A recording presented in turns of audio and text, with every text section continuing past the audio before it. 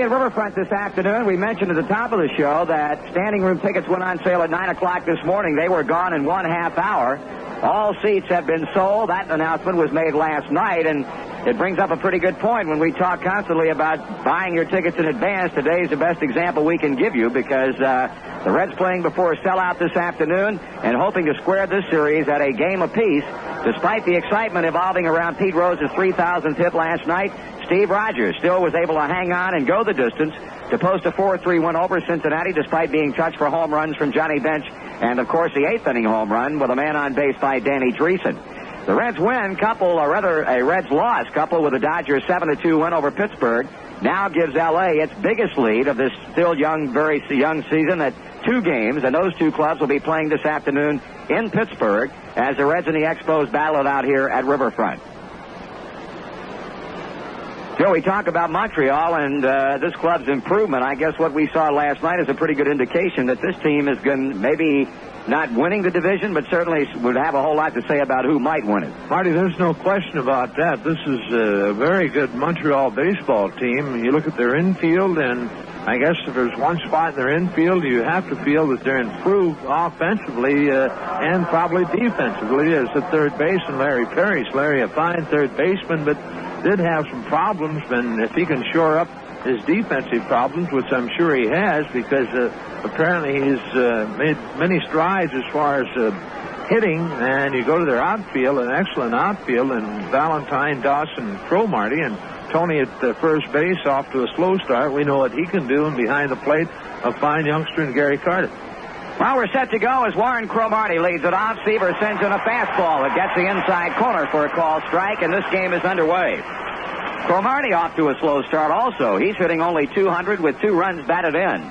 He swings on the 0-1 and lofts a foul ball out of play down the left side. This, of course, was the team that Tom Seaver came up with his first victory against in a Cincinnati uniform. If you can remember back to last June up at Olympic Stadium when he shut him out on 3 base hits. Pitch misses, a breaking ball, and it's 1 ball and 2 strikes on Cromartie with Davey Cash, their second baseman, in the on-deck circle, and he'll be followed by the center fielder, Andre Dawson. Seaver into the windup, and the 1-2 pitch swung on and again foul off to the left. We say Cromartie is off to a slow start because you look at what he did last year in his rookie season in the major leagues, batting .282. He had 5 home runs and 50 runs batted in. Johnny Bench hanging a sign. Seaver with the count advantage as he comes back to the plate again. And that one is fouled away. It was a big win for Montreal last night because it enabled them to remain in first place in the National League Eastern Division race by 1/2 game over Philadelphia, who defeated the New York Mets 9-4.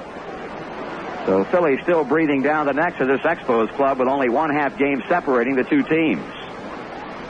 Seaver working the leadoff batter, Cromartie. The pitch swung on, hit in the air to left center field. Geronimo tracks it, and he gathers it in. 1 out. Here's Dave Cash as we set the Reds defensively for you. At first is Dreesen, at second Morgan, at shortstop Concepcion, and at third base Rose. Foster in left, Geronimo just caught Cromartie's fly ball. He's in center. And Griffey is in right with Bench behind the plate. John now gesturing out toward the mound, and Tom Seaver as Dave Cash steps in, and he carries a hot .333 batting average. He's homered 1 time, has knocked in 6 runs. Seaver with a pitch, and Cash with a take a strike.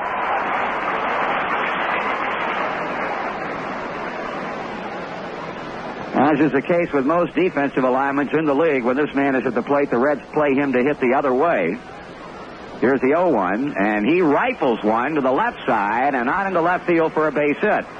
So Davey Cash pulling one to left for a single, and as Andre Dawson comes to the plate, we'll pause for station identification on the Cincinnati Reds Baseball Network. Follow the Reds all season long on Zebra 100 WRMZ, Columbus, Ohio, where you hear more of what you listen for.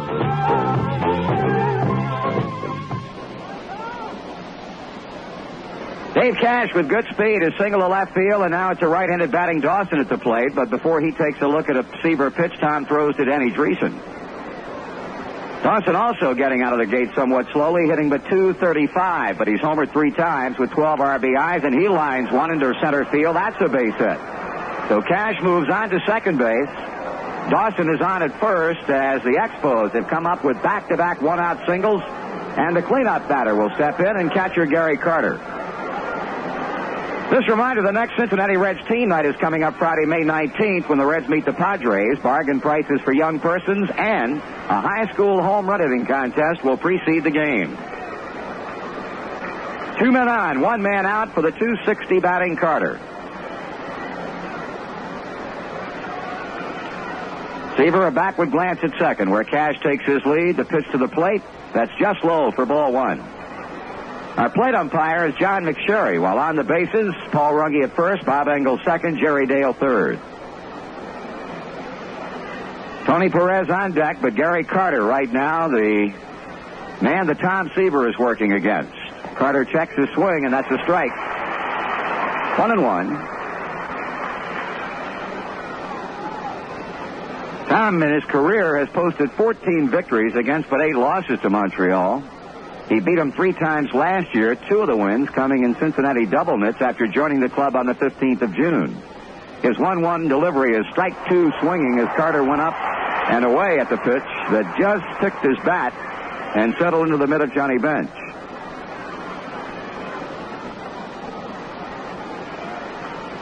One ball, 2 strikes. Cincinnati's infield at double play depth as Montreal runners lead at first and second. We're in the top of the first inning. Tom with a stop at the belt. The check of the runners, a pitch, low and outside, and it's even at 2-2. We mentioned that June 18th win in his Reds debut in Montreal last year. 3-hit shutout. He duplicated that feat and again beat him by a 6-0 count in Montreal on the 31st of August. 2-2 pitch. Just low, and Seaver has gone full on Carter. This, of course, Tom's 7th try for his first win of the year. He had 3 no-decision starts, then lost his last 3 outings to the Giants, the Dodgers, and the New York Mets. 3-2 the count. And the payoff with Cash moving. Ground ball slapped to third. Rose will go to second base. Throw to first. Got it. Double play. Rose to Morgan to Dreesen. They get Carter in a photo finish at first base for the double play, and that ends the inning. No runs, 2 hits, 1 left. After a half inning of play on Uniform Shirt Day at Riverfront, the Expos nothing, and the Reds are coming to bat. When mapping out your vacation travel plans, make sure you include a stop in Cincinnati so you can see the Reds at Riverfront. You'll see great Major League Baseball in one of the most comfortable, beautiful ballparks in the country. And Cincinnati offers a lot more to vacationers, too, like museums, comfortable shopping, outstanding restaurants, and excellent accommodations. There's a lot of history and tradition in the Queen City, not to mention the oldest professional baseball team in America. Make the Cincinnati Reds a part of your vacation this summer. Write the Reds office for schedule and ticket information. Well, as expected, they gave Rose a standing ovation as he bounced out of the Cincinnati dugout. He, of course, will lead off the bottom of the first inning against a guy who's been around, and Joe, Rudy May knows what pitching is all about. Well, Marty, this will be our first time to witness Rudy on the mound, but he certainly has pitched quite well for the Expos. 38 innings, 34 hits, and a fine .282 earned run average. You watch Rudy throw, and he has a lot of motion with his delivery, and I doubt if you'll see any real screaming fastballs, but it's a good assortment of pitches and changing speeds. Is a fine pitcher. Well, Dick Williams said this man could very easily be 4-0. He lost his only decision, or his only loss came in the 9th inning of a game against the New York Mets as a result of a dropped fly ball in center field. Rose now waiting on May, and the pitch is taken inside a breaking ball. Ball 1. 33 years old from Coffeyville, Kansas. May originally signed by the Minnesota Twins. Has played with the White Sox, the Phillies, the Angels, the Yankees, Baltimore, and now Montreal. 2 balls and no strikes. Rose batting .324, had 2 hits last night, 3 homers and 14 runs batted in. May behind in pitching, and Pete swings and hits a high fly ball into straightaway right field. There's Valentine waiting, and he makes the catch. One down for right fielder Ken Griffey. Rose and Griffey are running 1-2 in the National League at the present time in base hits. Pete took over first place last night with the 2 hits. He has 34. Griffey was shut out by Rogers in the opening game of the series, and he is in the second spot behind Pete with 33 hits. Batting .317. Left-hander against left-hand batter. The pitch is high, ball 1.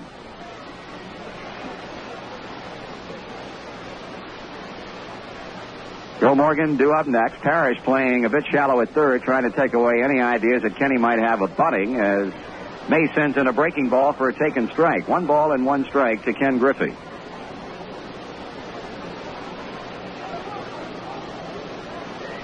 May sights a sign. His pitch missing outside. 2 balls and a strike. Rudy established personal highs last year. 18 victories. He started 37 games and worked in 252 innings. They are all high watermarks in his major league career. He's a pitch away from walking Griff. 3-1. Came over to Montreal in a trade from Baltimore along with pitchers Randy Miller and Brian Smith for the contracts of pitchers Joe Kerrigan, Don Stanhouse, and outfielder Gary Renicky on the 7th of December last year. Swung on and lined over the leaping Dave Cash into right center, base hit.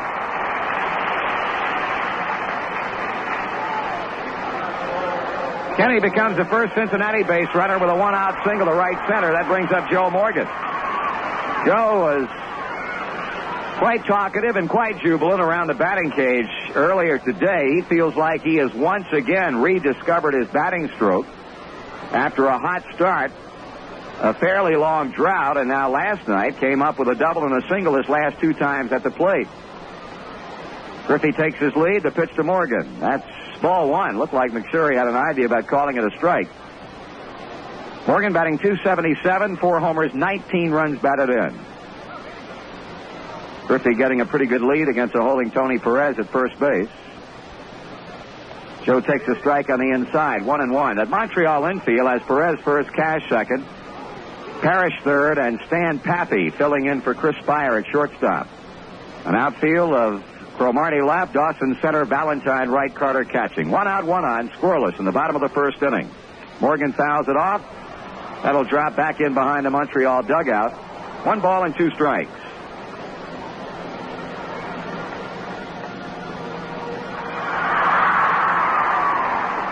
This matchup right here of Rudy May and Joe Morgan has 2 guys going against each other who were high school teammates, believe it or not.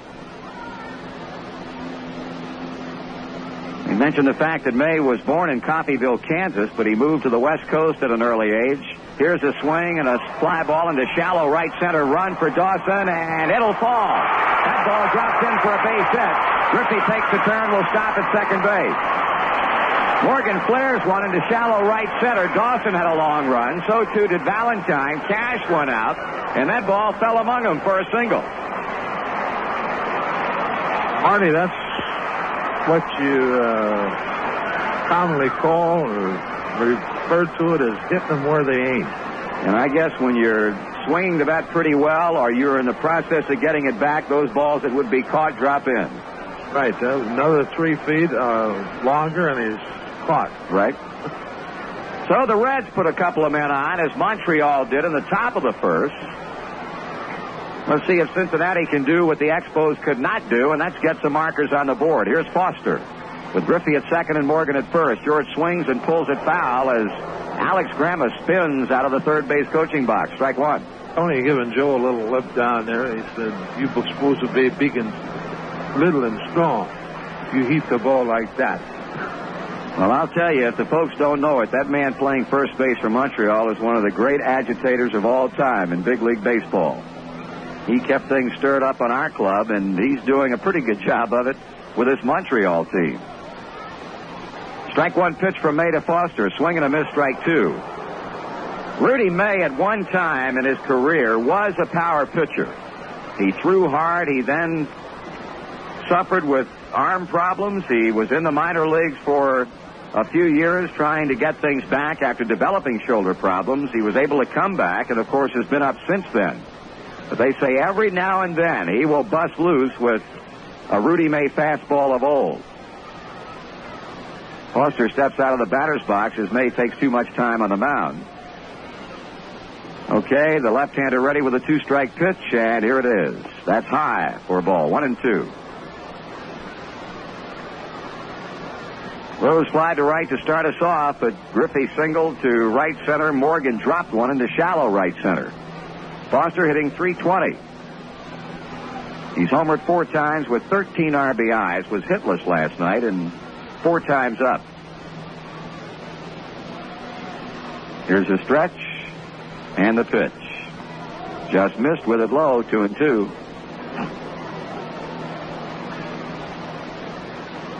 Tomorrow afternoon, it's going to be Paul Mosco starting the first game for Cincinnati as we will be playing our first doubleheader of the year. Manny Sarmiento will go in the second game for Cincinnati, while Wayne Twitchell will pitch game 1 for the Expos, followed by Ross Grimsley. So Grimsley will, in fact, after all, pitch tomorrow.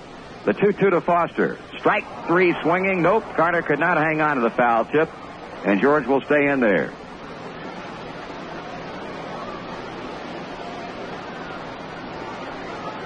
Some question last night about whether or not Grimsley would pitch. As we mentioned on the air, Ross threw 138 pitches Wednesday night and beating Houston. And Dick Williams was a bit undecided about whether or not to bring him back on the 4th day. But after Ross threw on the side before last night's series opener and said his arm felt good, skipper said, okay, you can go out there and try and pick up win number 6 on Sunday. He's 5-0. 2 men on, 1 man out. Foster takes an up and in fastball, and Rudy May has gone full on him, 3-2.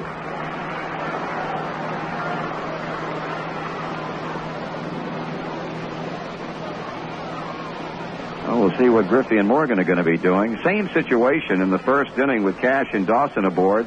3-2 count on Carter. Cash went breaking toward third. Gary had a ground ball to Pete, and Rose turned it into a 5-4-3 inning-ending double play. The runners hold here, and Foster loops one into left center field. That's going to be a base hit. Here comes Griffey onto the plate. Here comes the throw. That'll be over the head of Perez, but cut off by Carter out in front of the plate. Foster with a base hit, driving Griffey in as Morgan moves to third, and the Reds lead 1-0.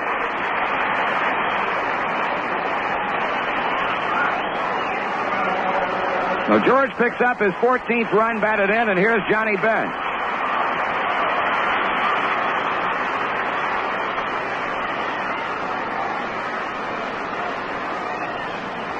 Johnny hit his 6th homer of the year last night. He leads the club in that department, batting .299. He's driven in 15.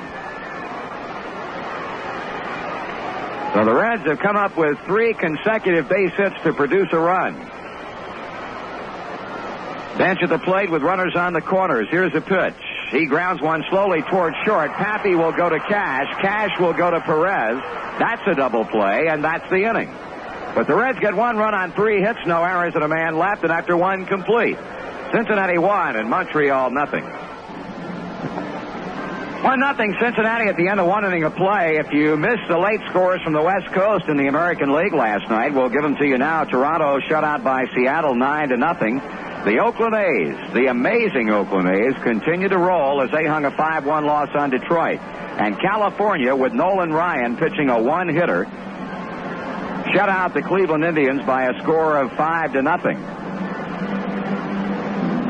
I have no idea how many strikeouts Ryan had in that game, but he did allow the Indians but 1 base hit. The end of 1 inning of play in Pittsburgh, the Pirates lead the L.A. Dodgers 3-0, while the Reds lead the Expos 1-0, with Tony Perez standing in to lead off the visitors half of the second inning.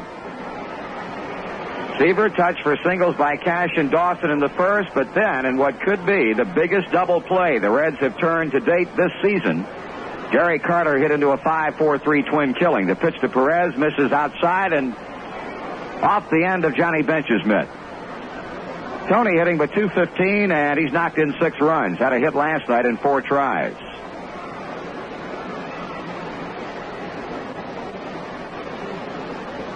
Swing and a miss. And Perez had such a cut that he spun out from underneath that batting helmet. Quite a poignant picture in both the Cincinnati Enquirer and the Cincinnati Post today. Pete standing alongside Tony at first base last night after Rose got his 3,000th hit. Ironic that it should come against this club, and Pete should end up next to the guy who, of course, was a teammate of his for so many years, dating back to their days in the Reds minor league farm system, and, of course, as Pete himself stated, his best friend in all of baseball. Perez fouls it away, and he's behind a Seaver at 1-2. Ellis Valentine on deck, and then it'll be Larry Parrish. Seaver kicks and fires, and Perez takes it high, 2-2. First of two underway at Fenway Park in Boston. Red Sox lead the White Sox 1-0. Texas scoreless in the top of the first inning at Yankee Stadium. Perez hits one into left center field. Geronimo, okay, got it! What a catch by Cesar Geronimo and a running grab in left center field. Well, you're not going to see a much better catch than Geronimo just turned in against Perez. And his capacity crowd appreciates the effort. Sparky pointed out the other day in the pregame show, this man playing the best defense that he's seen him play in a long, long time, and you can't fault the way he's performed in center field this season. A super catch on Perez's fly ball. Here's Ellis Valentine with one away. Valentine had a home run last night. Second of the year. He's batting .338. Strike away to it.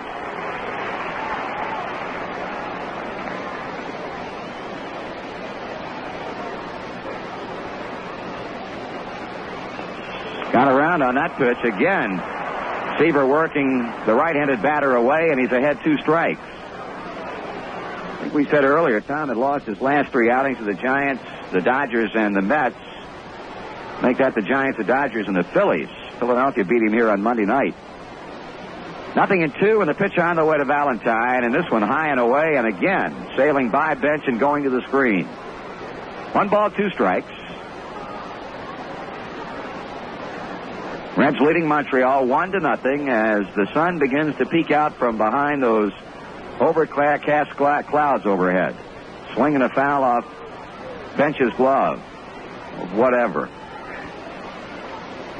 1 ball, 2 strikes. Outfield playing Valentine the other way. That's where he hit his home run last night to right field, and he strikes out swinging. Seaver picks up his first strikeout. Here's Larry Parrish. Had a good first game in this series with a home run and also a double. He drove in 2 runs last night and, of course, had the base hit that knocked in the big one. That was the 8th inning single that scored Valentine from second, and that proved to be the run that won the game. Ball 1 to him. 2 out, bases empty. Geronimo has robbed Perez. Seaver has struck out Valentine. Ball 2, 2-0.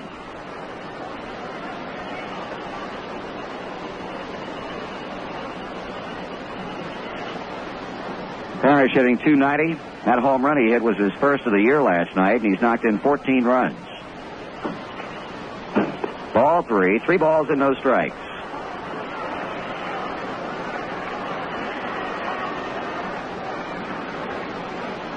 Larry Alton Parrish, born in Winter Haven, Florida, and makes his home in Haines City, Florida.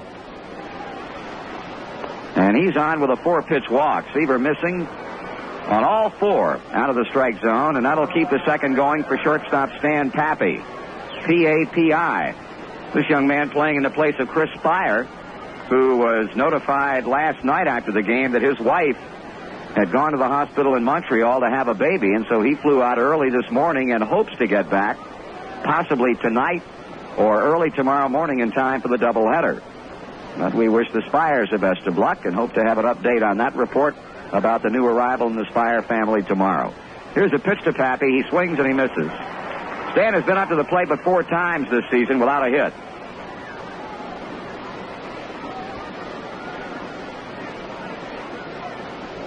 Pappy last year was with Denver, where he batted .296, drove in 80 runs with 13 home runs. Outside for a count of 1 ball and 1 strike. He's 27 years old, from Fresno, California. Originally in the Cardinal Farm Club, came to this team in a minor trade for the contract of pitcher Craig Kasky 3 years ago. Swing and a miss on a pitch up and away. Bench bluffs a throw down to first base. Parrish not straying too far off the bag. In that L.A.-Pittsburgh game today, it's Don Sutton against John Candelaria, and again, the Pirates scored 3 in the first off Sutton. Seaver tries to put Pappy away with this pitch, but it's high, and it brings the count even at 2. Pappy originally in the Houston Astros organization. Traded to the Cardinals in 1973 for shortstop Ray Bussey. Now with Montreal. The pitch. Ball 3. Seaver not showing good consistent control here in the first couple of innings. After walking Parrish with 2 down, and he's 3 balls and 2 strikes on the shortstop Pappy. So Dreesen will back up. Parrish will be running on the payoff pitch to the plate. And here it is. He struck him out swinging. Second inning numbers for the Expos. No runs, no hits, 1 man left. In the middle of inning number 2 at Riverfront, the Reds won, and the Expos nothing. Davey Concepcion will present himself here in the bottom half of the second. The Red shortstop hitting at a .268 figure with a homer and 12 runs batted in. He also went hitless last night and 4 times up. Rudy May surrendering a first-inning run on consecutive hits by Griffey, Morgan, and Foster, and then got benched to hit into a double play. Here's a pitch to Dave, and it's high and inside, ball 1. Davey last year hit this Montreal club at .268, homered a couple of times against them. Over for a strike, breaking ball at the knees on the outside corner, 1-1. We will, of course, be going into Montreal for the first time on the next road trip after a 4-game series next weekend in Philadelphia. Ball 2, 2 balls and a strike. We'll be in Philly next Thursday, Friday, Saturday night, and Sunday afternoon. We'll have an off day the following Monday, and then go to Montreal for 3. After this series is completed with the season's first doubleheader tomorrow, we'll have the New York Mets into town on Monday and Tuesday night. Here's a 2-1 pitch. Strike 2 call. Reds will be playing an exhibition game against the Detroit Tigers up in Detroit on Wednesday night. Swung out and lined over the glove of Pappy into left center base hit. That ball is going to go through and all the way to the wall. Andre Dawson picks it up, but he'll not be able to keep Davey from going to second with a leadoff double. 2-base hit to begin inning number 2 for Davey Concepcion.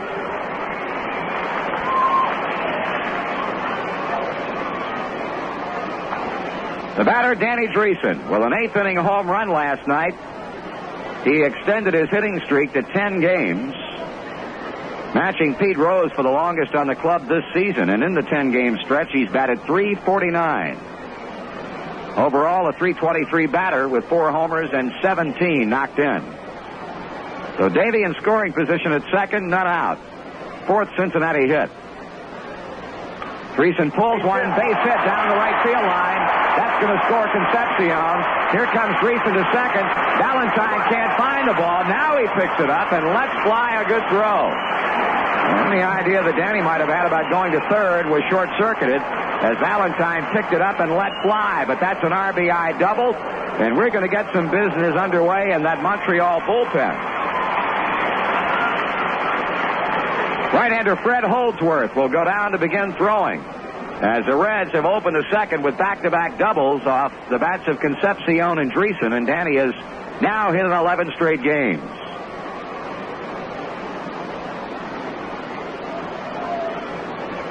Gary Carter out to the mound to talk with his pitcher.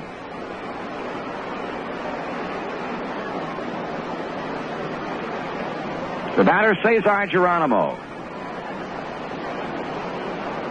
hitting right at 300, was 0 for 2 last night, walked a couple of times. So Holdsworth, a right-hander, begins to throw as May sets to go to work against Geronimo. Here's a pitch. Cesar bluffs a bunt but takes it downstairs for a ball.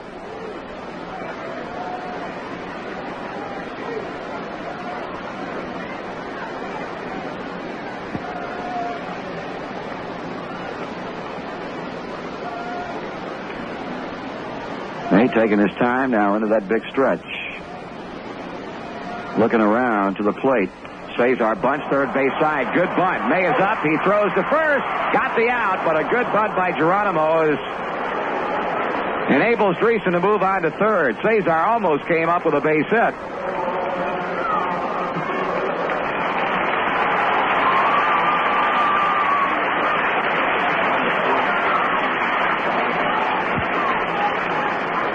So move Dreesen to third base and credit Geronimo with a 1-3 sacrifice.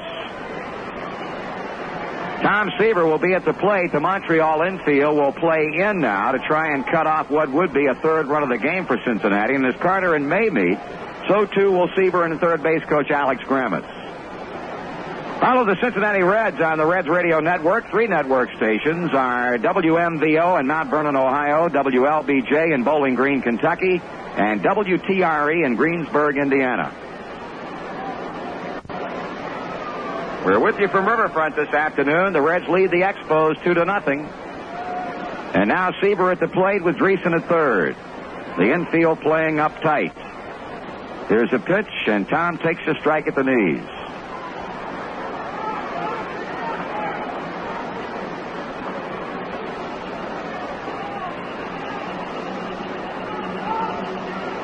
Pete Rose on deck. May, hands on knees, looking to Carter, who hangs aside. Seaver with the strike one pitch coming. He takes another strike, 0-2. Now Carter walking out to the mound. May have been crossed up on that pitch. Now underhands the ball to May as he comes on back to the plate. We'll be going at 1:15 tomorrow. Tickets still available for the season's first doubleheader. Hope you're planning to come out and join us for an afternoon of baseball, the Reds and the Expos for 2.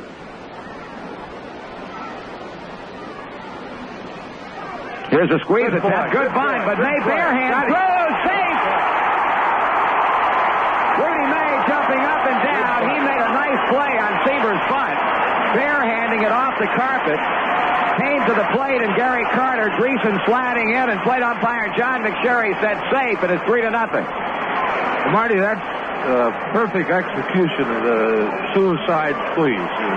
We've talked about it many times, but the runner coming down the line, of course, breaks at a certain point in the pitcher's delivery, and all the batter or hitter has to do is get the ball down on the ground somewhere in fair territory. That really was not a good bunt as sorts, but yet it was a bunt that you have to put down. Regardless of where it goes, you have to get it in fair territory, and Tom did a heck of a job, and Danny was no doubt that he was safe. Scored a fielder's choice and a sacrifice, and credit Seaver with a run batted in. So make it a 3-0 Cincinnati lead with still only 1 out, and now we go back to the top of the order for Rose, who fly to right. His first time up. He smashes one into right center field. That's a base hit. That's going to go to the wall. Here comes Seaver to third. Tom's being waved to the plate.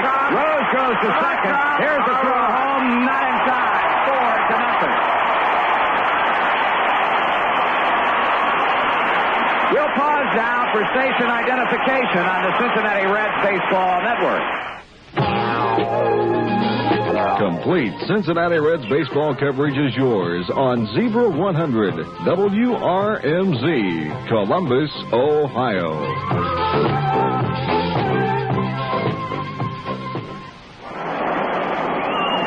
Well, Pete Rose has just doubled a run across. Seaver scoring all the way from first base, and that makes it a 4-0 count. The third double in the inning for Cincinnati. Concepcion and Dreesen had back-to-backers to start us off. And the Reds have jumped out in front by a big 4 runs early here.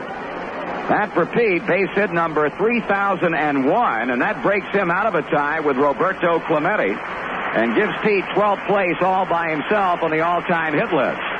Inside ball one to Griffey. Next in line for Pete will be Al Kaline, who started out the season in 11th place with 3,007 hits. Rose is now 6 away from tying him. Griffey 1 for 1 with a run scored. Pete jockeys off the bag at second. Griffey swings, grounds one towards second. Cash plays it. He throws Griffey out, and Pete moves on down to third base.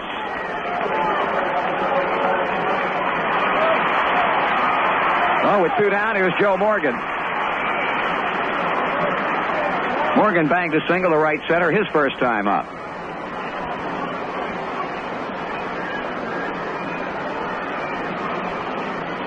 Holdsworth started to throw after Concepcion and Dreesen doubled, and he is still loosening up in that Montreal bullpen along the left field foul line.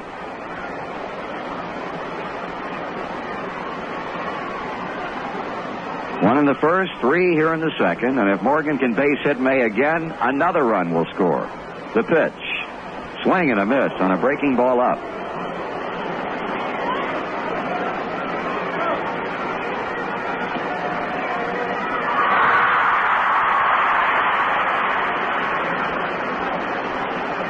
Rudy May taking a lot of time between pitches because he's having a rough go of it here in the first couple of innings.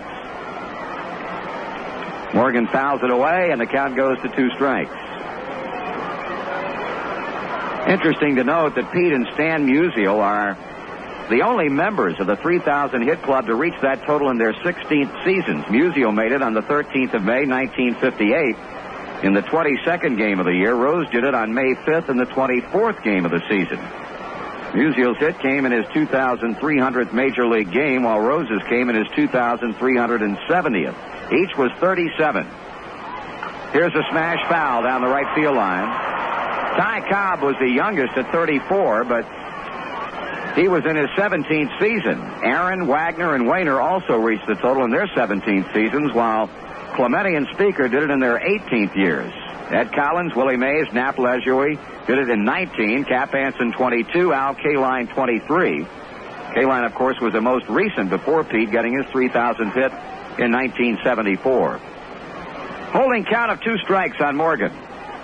Rose is at third. There are 2 men out with 3 runs in. Here's a swing and a ground ball. Diving stop by Cash, but he'll not be able to get the out as May covered, but Morgan was across the bag, and Rose is home, making it 5-0. That'll be a base hit for Joe, an RBI, and another run is in. Marty, Rudy May, a little late breaking. I think he had it into right field, and Dave Cash made a fine play on it, and had Rudy broke off the mound right away, it would have been very interesting down at first base, but we keep harping on that, but it just doesn't seem to happen. You mean about the importance of that pitcher getting off the mound? Right. You're better at first base, and being a spectator, we already got 50,000 plus here. Here's Foster. He singled a run home in the first inning with a fly ball into shallow left center. The 8th man to come to the plate. He grounds one to second. Cash makes the pickup on 2 bounces, throws on to Perez, and that's the inning. But in the second for Cincinnati, 4 runs on 4 base hits. No errors and 1 left, and at the end of 2, Cincinnati 5 and Montreal nothing. Well, Tom Seaver enjoys a big 5-run lead with which to work as we move on to 3rd inning action. And as we look down on the on-deck circle, it looks like that's going to be it for Rudy May as far as this pitching assignment is concerned. Dick Williams will send up a pinch hitter to begin the 3rd to tell you about him and call the next couple of innings. Here's Joe Nuxall. Thank you, Marty. The pinch hitter for Rudy May is Jerry White. White has been to the plate 3 times this year as a pinch hitter and is looking for his first hit. White last year at Denver hit .313 with 14 home runs and 57 RBIs. With the Expos in 16 games, he went to the plate 21 times, had 4 hits, a 190 batting average. White, a left-handed batter. Actually, a switch hitter, White, hitting left-handed against Tom Seaver. The Expos with 2 hits off Tom. Seaver has struck out 2 and walked 1. A wind and the pitch, and White takes it high a ball. Fred Holdsworth, the right-hander, will be the pitcher in the bottom half of the inning for the Expos. Reds leading at 5-0. Seaver back to the plate. White takes a strike on the inside corner, 1-1.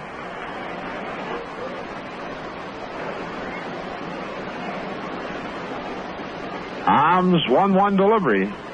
Swung on and missed, and it's 1 ball, 2 strikes. White, then Cromartie and Cash here in the 3rd inning for the Expos. Seaver has the sign from bench and the 1-2. On the outside corner, make it a little outside, and Seaver and bench both wanted that one. Count even now, 2-2 to Jerry White.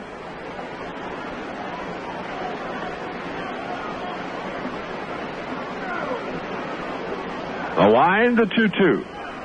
Swung on, fly ball, center field. Geronimo there waiting, and he has it 1 away.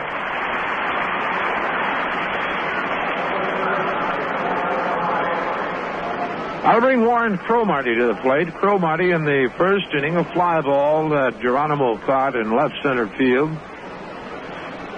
Cromartie came into the game hitting an even 200. 2 RBIs, 4 doubles, a triple.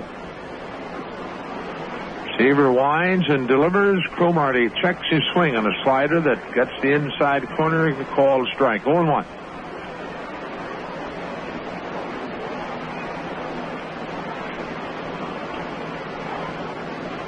The 0-1. Owen inside, off-speed pitch. Not even at a ball, a strike to Cromartie. Expos winning last night's game 4-3.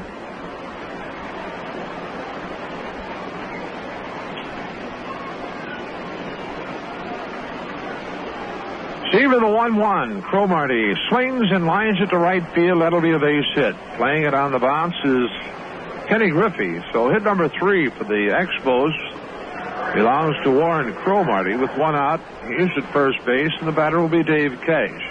Cash singled into left field in the 1st inning.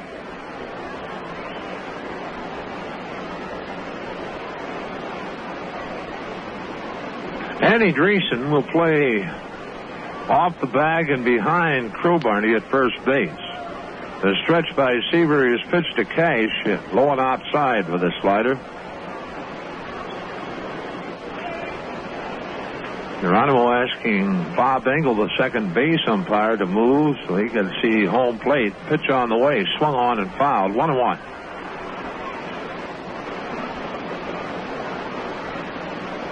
Big doubleheader tomorrow afternoon. First of the year for the Reds.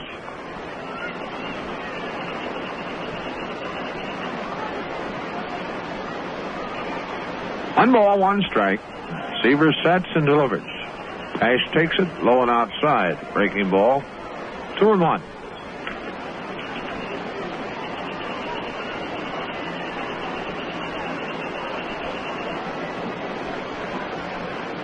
Two balls, 1 strike to Dave Cash with Warren Cromartie at first base and 1 out. Reds leading at 5-0. Delivers. Cash swings and bounces it foul off the third baseline. Not even 2-2 to Cash.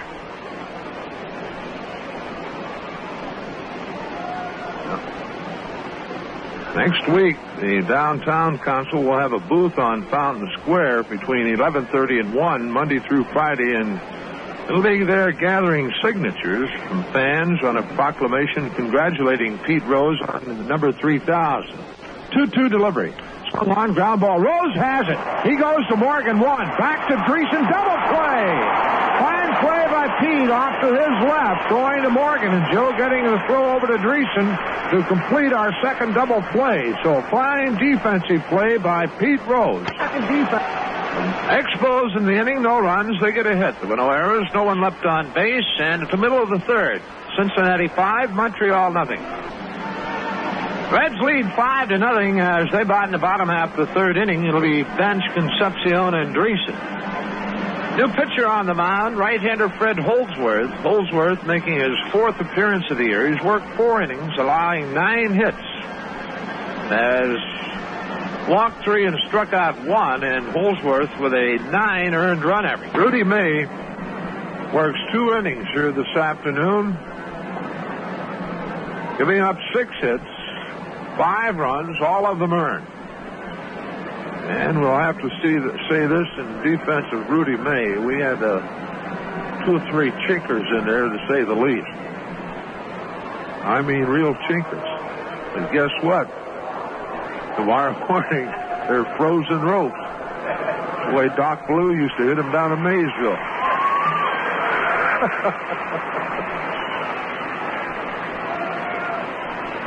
The chinkers I'm talking about.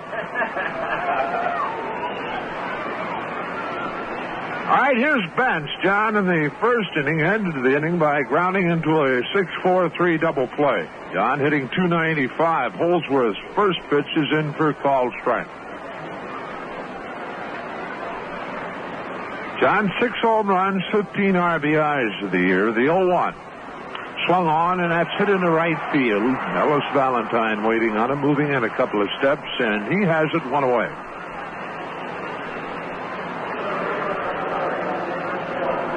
One down, and Dave Concepcion steps in. Dave started the second inning with a line drive double into left center field, scored on Danny Dreesen's double. Davey, his 5th double of the year. Holdsworth works high and inside a ball.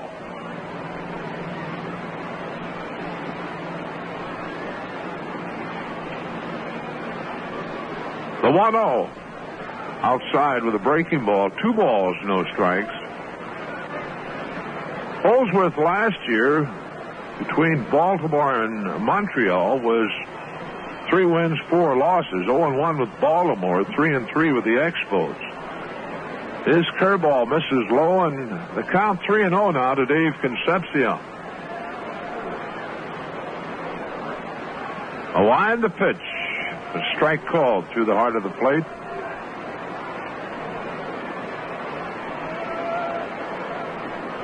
Outfield straight away for David. And the pitch.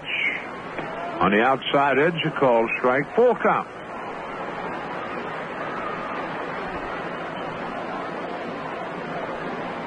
Holdsworth has his sign in the payoff. Concepcion swings and pops it foul out of play to the right.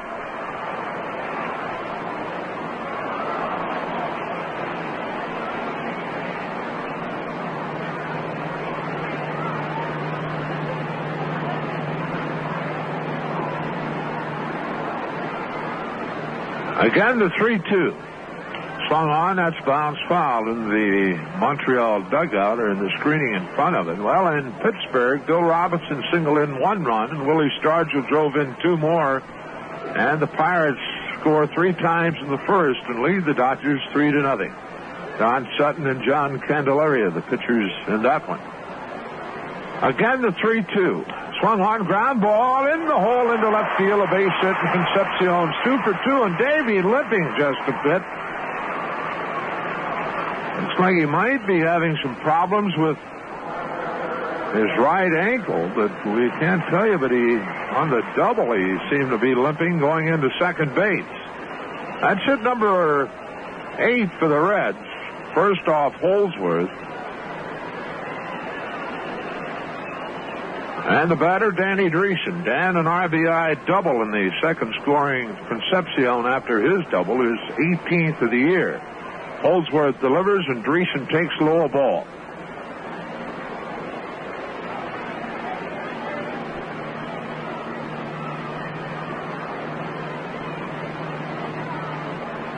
Holdsworth has the sign. The 1-0. Dreesen takes an off-speed pitch up high.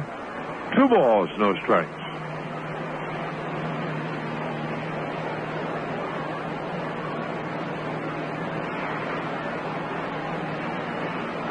Here's the 2-0. Dreesen swings on it, bounces it by Perez. Cash, another fine play, and Perez back to the bag, not in time, though.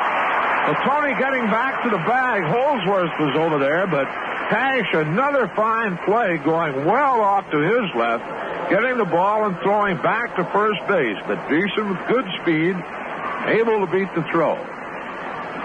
Manning his second hit of the game. Concepcion now at second. Dreesen at first. And Geronimo the batter with one out. Cesar sacrifice bunt in the second inning. The Reds leading at 5-0. They now have 9 hits in the game.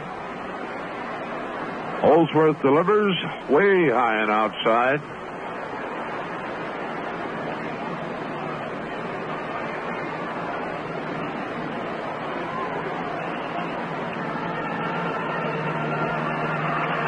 Geronimo hitting an even 300. Couple of home runs, 13 RBIs.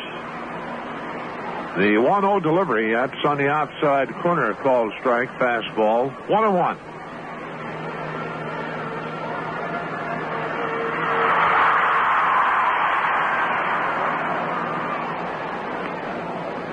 Holsworth checking with Carter, his catcher, to the belt. Looks back at Concepcion, delivers off-speed pitch, high and outside.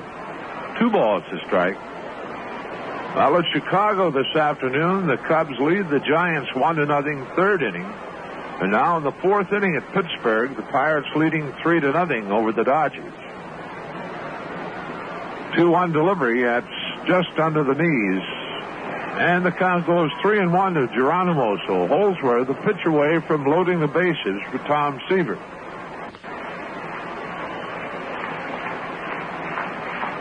Stretch to the pitch. Geronimo swings and fouls it over to the screening in front of the Expo dugout. Full count. Let's see what Concepcion and Dreesen will be doing. Dreesen at first base, Concepcion at second.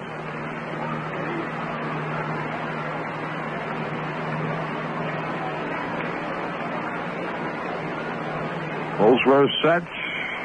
The runners do not go as Holsworth actually turns and bluffs the throw back to second. 3-2. Stretch and the pitch. Geronimo swings and misses a high fastball. First strikeout of the game for Montreal pitching. 2 out now, and the batter will be Tom Seaver. Tom on an 0-2 count, but down a perfectly executed suicide squeeze, scoring Dreesen in the second inning, and then Seaver scored all the way from first base on a double to right center off the bat of Pete Rose.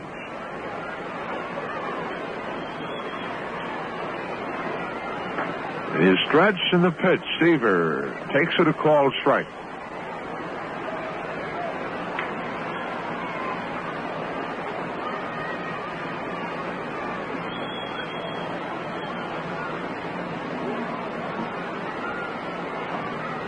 Here's the 0-1. Tom looks at strike 2, and quickly the count 0-2 to Seaver. We're talking about the downtown council and the booth on Fountain Square next week between 11:30 and 1. It's going to be staffed by the Western Hills baseball team, high school baseball team. They'll be in uniform. Of course, Mayor Springer, whose name will appear first on the proclamation. Swinging a bouncer to Holsworth. He goes on to Perez, and that's the inning. The Reds, no runs, 2 hits. The Mariners, 2 runners left on base. And at the end of 3, the Reds 5, the Expos nothing. Tom Seaver in the 4th inning will be facing Andre Dawson, Gary Carter, and Tony Perez. Dawson owns 1 of the 3 hits that Seaver has allowed. Andre singled to center in the 1st inning. Tom has struck out 2, walked 1, and the Expos with 3 hits. Through the first 3 innings, Seaver has had 3-2 counts on 2 batters, and of course he walked Parrish on 4 straight pitches in this second with 2 out. Both of Seaver's strikeouts coming in the second inning, Valentine and Pappy.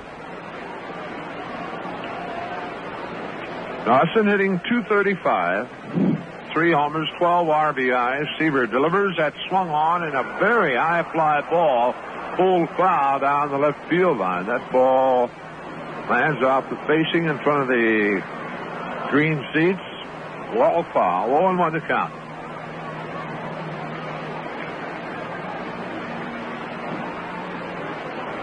Outfield playing Dawson about straight away.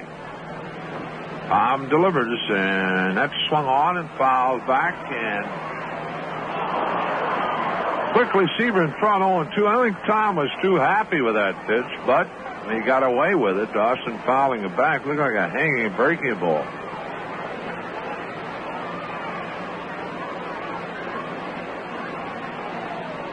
The wind, the 0-2.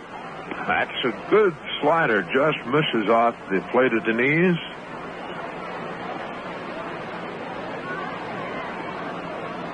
Reds 5, Expos nothing. Seaver back to the plate. Fastball swung on and popped foul out of play to the right.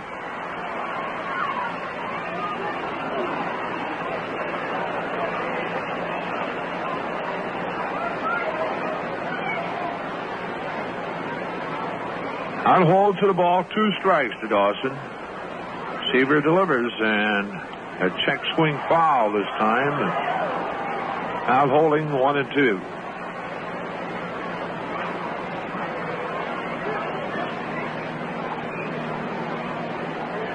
I'm looking to bench for the sign. Has it.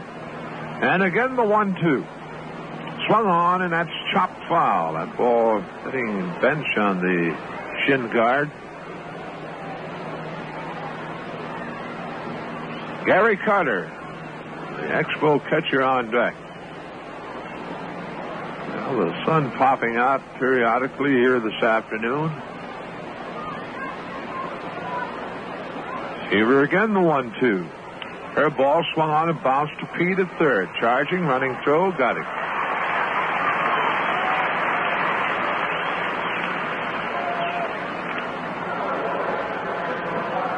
One away, and Carter the batter. Carter ended the first inning by bouncing into a double play on a 3-2 pitch. Rose to Morgan to Dreesen.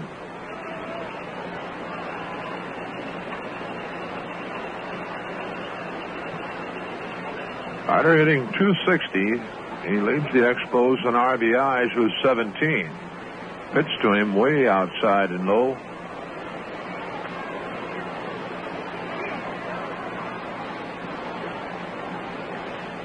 Of all those strikes to Gary Carter, right-handed batter, and Seaver delivers. Outside, fastball, 2-0 the count.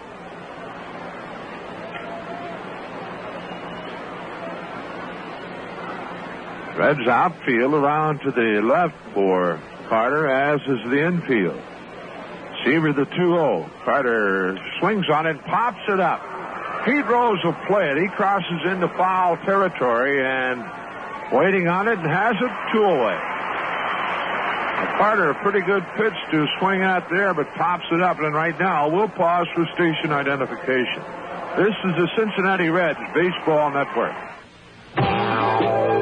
Follow the exciting Cincinnati Reds action in 1978 on FM 100 WRMZ, Columbus, Ohio.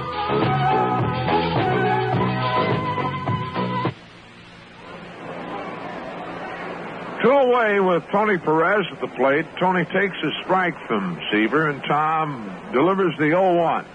That swung on and hit to left field. George Foster drifting back. Plenty of room. Has it, and the Expos are out in order here in the third inning for the first time in the game. Nothing across. Middle of the fourth. It's the Reds 5. The Expos nothing. Reds leading 5-0 as they bat in the fourth inning. It'll be the top 3 in the order: Rose, Griffey, and Morgan. Pete 1 for 2 this afternoon. After flying out in the first inning to Valentine and right, Pete doubled to right center in the second to drive in a run, his 15th of the year and his 8th double. Rudy May started for Montreal, worked the first 2 innings. Rudy allowed 7 hits, did not strike out nor walk anyone, 5 runs, all of them earned. Holsworth came on in the 3rd inning and gave up 2 hits. Gave up 1-out singles to Concepcion and Dreesen, and then struck out Geronimo and got Seaver to tap back to the mound. So Pete at the plate for the first time, hitting left-handed this afternoon. Holsworth delivers on the outside corner, called strike. Pete against right-handed pitching so far this year, hitting .328, and against left-handed pitching, he's hitting .318. Going inside with a breaking ball, 1-1. Pete has hit 3 home runs, and of course they all came in New York, and all 3 hit off right-handed pitching. 1-1 the count. Holsworth delivers and rolls. Slings on it, hits it well to right left center field. Over is Dawson. No, he has room at the edge of the warning track, takes it in. 1 out, and Ken Griffey steps to the plate.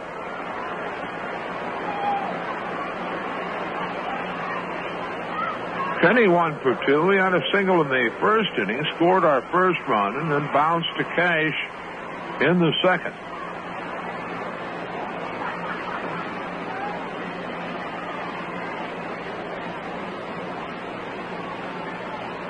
Holsworth delivers, and he's outside with his first pitch, a ball.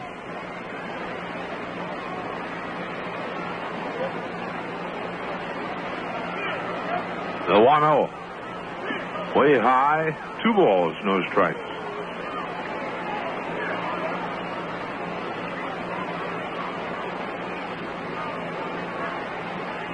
Bill Atkinson to start throwing on the Expo bullpen.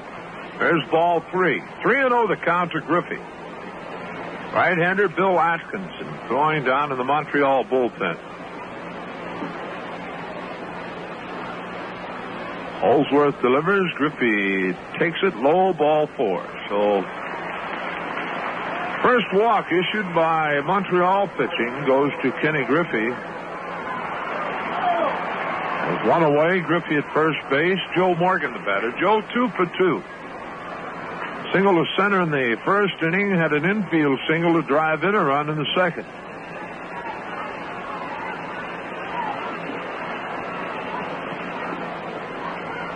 Holsworth to the belt, checks Griffey, delivers. Morgan bluffs a bunt and looks at a strike.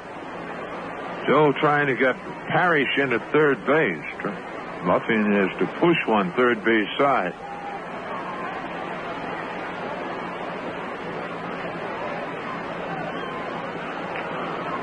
Holsworth the stretch, the pitch. Morgan takes high and outside, off-speed pitch, 1-1.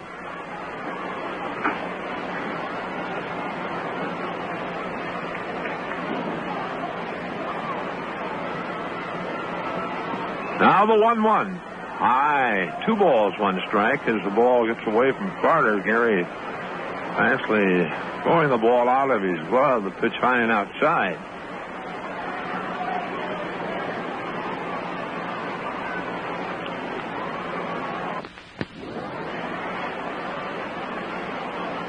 Outfield around to the right for Joe. Here's the 2-1. Morgan swings and hits it right at Dawson in center field. He moves in a few steps and 2 away now.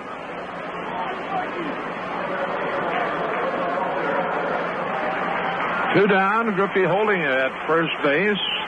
George Foster the batter.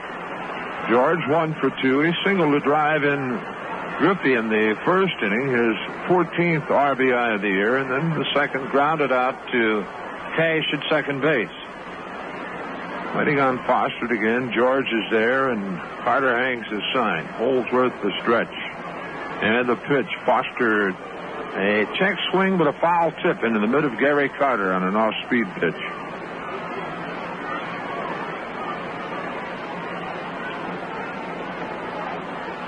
Holsworth, originally out of the Detroit organization. The 0-1. Fastball, that's lined up the middle into center field, a base hit. Griffey to second, he'll hold there as Dawson charged the ball, and so that is hit number 3 off Holsworth and number 10 in the game for the Reds.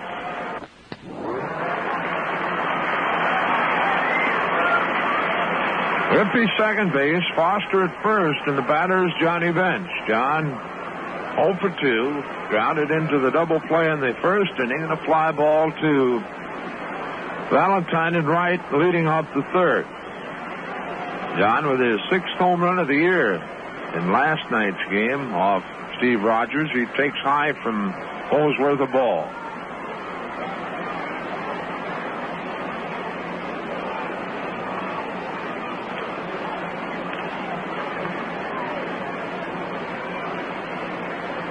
The stretch, the pitch.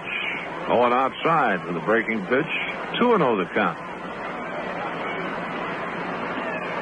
Dave Concepcion on deck with 2 out. Reds scoring 1 in the first and 4 in the second to lead it 5-0. 2-0 delivery. Way outside, and Carter has to almost make a dive for the ball to keep it from getting through. Count 3-0, and I'd say the odds are pretty much in the favor of Bench getting the green light on the 3-0 pitch. Here it is. John has it, hits it well to left field, but did he get enough of it? Going back full, Marty, and in the middle of the warning track, he takes it in. Bench getting under it a bit, and that's saving 3 runs for the Expos. For the Reds, no runs, a hit, no errors, 2 runners left on base, and at the end of 4 innings, Cincinnati 5, Montreal nothing. It'll be Ellis Valentine to lead it off for Montreal in the 5th, and back with the action, Marty Brenham. Okay, thank you, Joe. Valentine today has been up once. That in the second. Seaver struck him out swinging. One of 2 strikeouts that Tom has had in the game. Both of them came in that second inning. The Dodger-Pittsburgh game is now in the 5th inning at Three Rivers, and John Candelaria continues to shut out the Dodgers 3-0. Cubs lead the Giants 1-0 in the top of the 5th at Wrigley Field. Bob Nepper against Rick Russell. Tonight, Houston at Atlanta, New York at Philadelphia, and San Diego at St. Louis. Valentine, Parrish, and Pappy here in the 5th.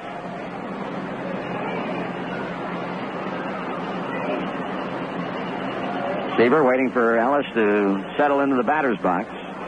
He's ready, and here comes a pitch. Swung on, hit into right center. Should be a routine play for Griffey. He gloves it for out number 1. Order your Cincinnati Reds yearbook by mail. Send $1.50 plus 50 cents postage to Reds Yearbook, Riverfront Stadium, Cincinnati. 1 gone for Larry Parrish, who reached on the only walk that Tom has surrendered in the game.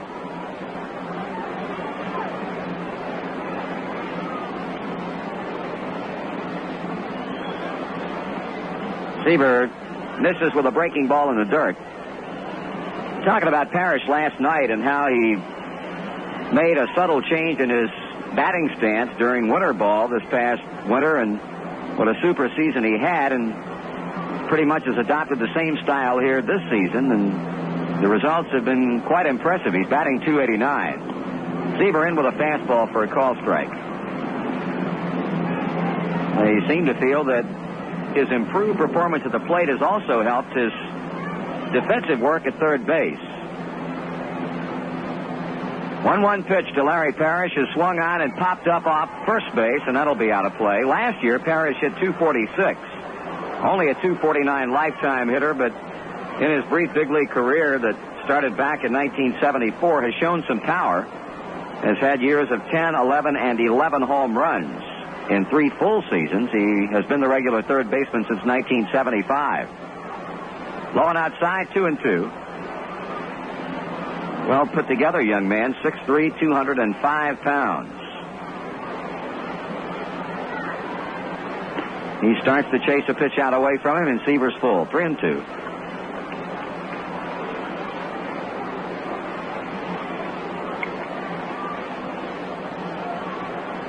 Parrish Waiting on the payoff pitch, and here it comes. That is hit hard through the right side of the infield. Griffey will make the pickup in right field, and Montreal has its fourth base hit.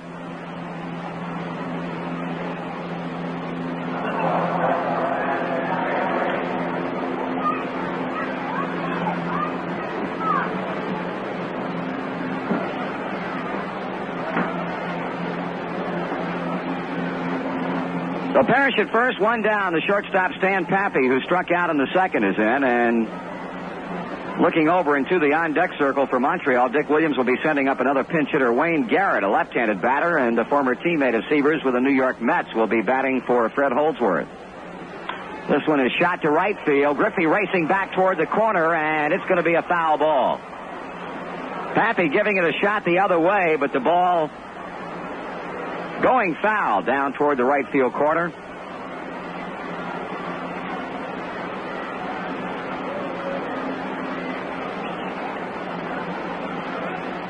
Montreal trailing 5-0. Cincinnati got a run in the first and drove Rudy May out. He completed the second, but then was lifted for a pinch hitter after the Reds scored 4 times in the second inning.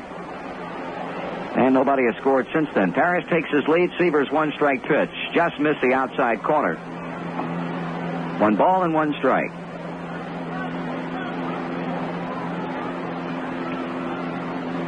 Reds defense has come up with a couple of big double plays in support of Sievers pitching. This one foul over the screen. Pappy behind at 1 ball and 2 strikes. Turned a double play in the first inning after singles by Cash and Dawson with 1 out. Carter hit into that one. Then in the third, after a 1-out single by Cromartie, Cash hit a rocket that Rose made a nice play on, and he started his second double play of the afternoon. Just low, 2-2. I think both pitches that have gone against Seaver in Pappy's plate appearance, Johnny Bench thought could have just as easily been called strikes.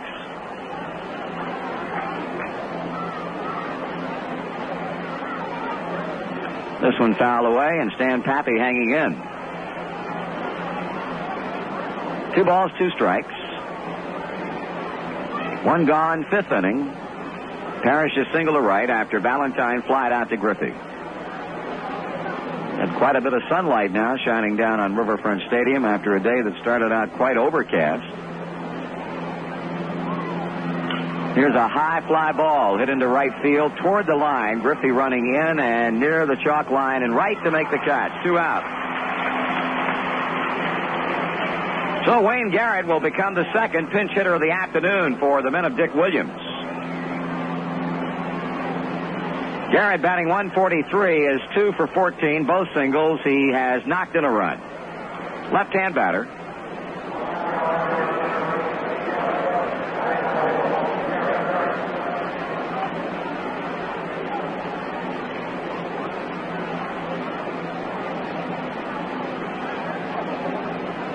Seaver working and Garrett taking low for a ball. Well, that means we'll be taking a look at another Montreal pitcher in the bottom of the inning, and it'll in all likelihood be right-hander Bill Atkinson. Holdsworth did a good job. Ground ball. Danny Dreesen has it at first base. 2 steps, carries him to the bag, and that's all for Montreal. No runs, 1 hit, 1 left. After 4.5 innings of play, the Reds lead the Expos 5-0.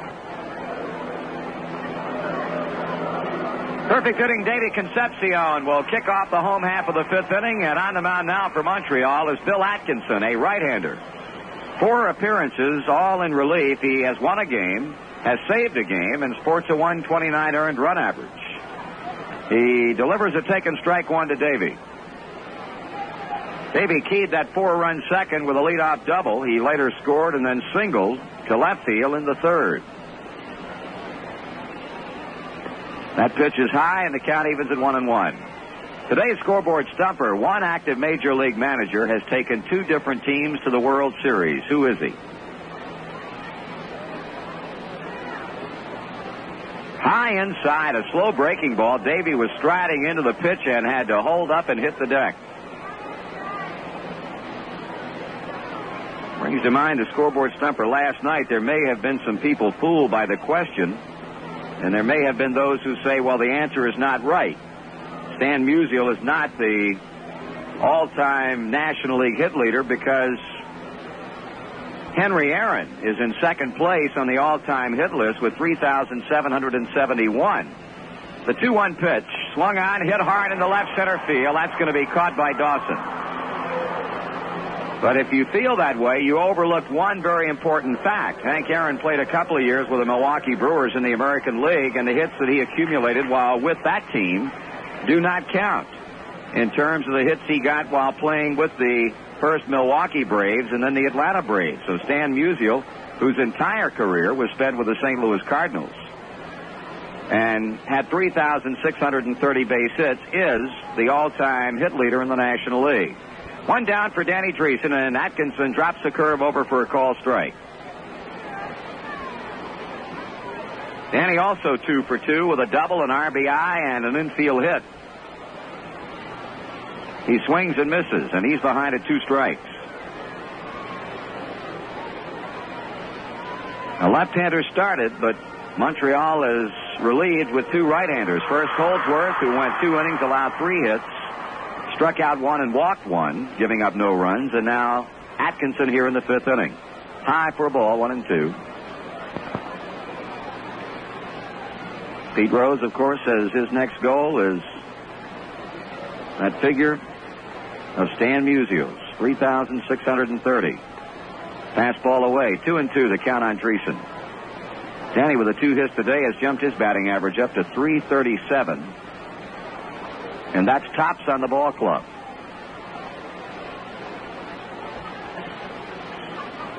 Swing and a miss. Boy, Atkinson gave him a lot of motion and dealt him a slow curveball. That'll be the first strikeout for Bill and bring up Cesar Geronimo.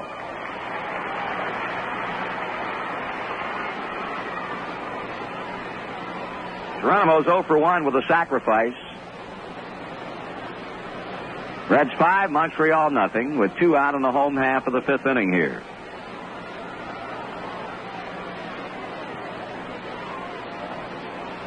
Fastball in, strike 1. See a lot of Reds traveling gray road jerseys here today, this being uniform shirt day. Line drive, left center field. Cromartie will have to play it on the bounce. Geronimo with a 2-out hit. That'll bring up Tom Seaver.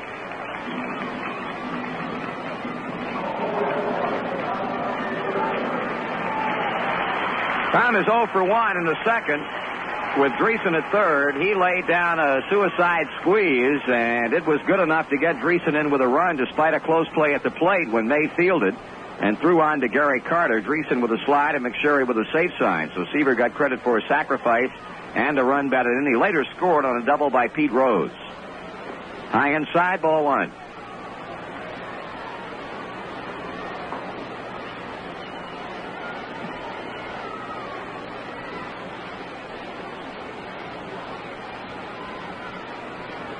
Seaver checking his swing, and that's a call strike. Montreal with a record of 13 wins and 8 defeats. And as we mentioned earlier this afternoon, a 1/2 game edge over the Philadelphia Phillies in the Eastern Division. Here's a ground ball to second. Davey Cash will throw to Tony Perez for the inning-ending out. For Cincinnati, no runs, 1 hit, 1 left. We have completed 5, and the Reds are shutting out the Expos 5-0. With Joe Nuxall, Marty Brenneman back at Riverfront Stadium as we head into the 6th inning here of a game that has the Reds leading the Expos 5-0. That answer to the scoreboard stumper today, the only active Major League manager to take 2 different teams to the World Series, is presently seated in the visitors' dugout. Montreal's Dick Williams with the Red Sox in 1967, and, of course, back-to-back World Championships while piloting the Oakland A's in 1972 and 73. So outstanding managerial credentials for Montreal skipper Dick Williams, and he's hoping that this ball club right here has the makings in the future of giving him still another team to go into a World Series. Top of the order for the Expos, Cromartie 1 for 2. He owns 25% of Montreal's hit total today with a single to right in the 3rd inning.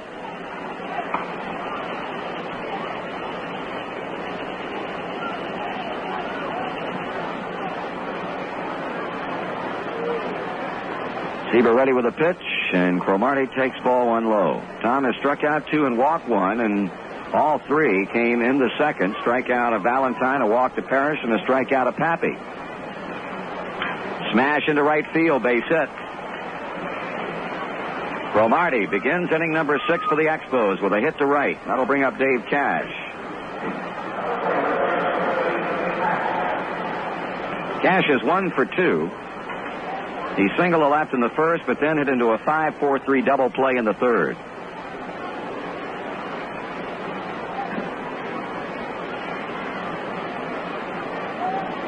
Now time call. The receiver picked up the sign, started to his stretch. Cash stepped away from the plate.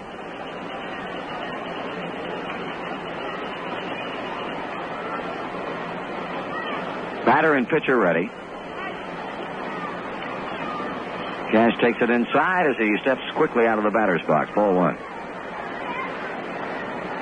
Marky Anderson watching intently. The top step of the stairwell in the near end of the Reds dugout. Check swing, soft liner, fielded on a bounce by Morgan. He throws to Concepcion. Davies return throw to first, not in time to get the double play. That was a half swing, soft line drive that Morgan played on a bounce.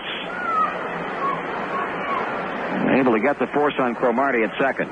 Marty Joe a little upset with himself. Cromartie was kind of left dry, hung out to dry, and Joe went going to second. Had he gone to Danny, why, we would have had a double play, but well, that's the way it is some days.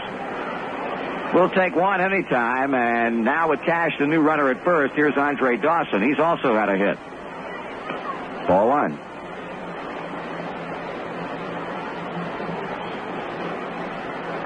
Sparky feeling like this was the day that Seaver would begin the turnaround, and so far through 5 1/3 innings, you can't fault that prediction. Here's a smash hit by Concepcion. That'll go on into left field for still another Montreal hit. So the Expos with a couple on for Gary Carter.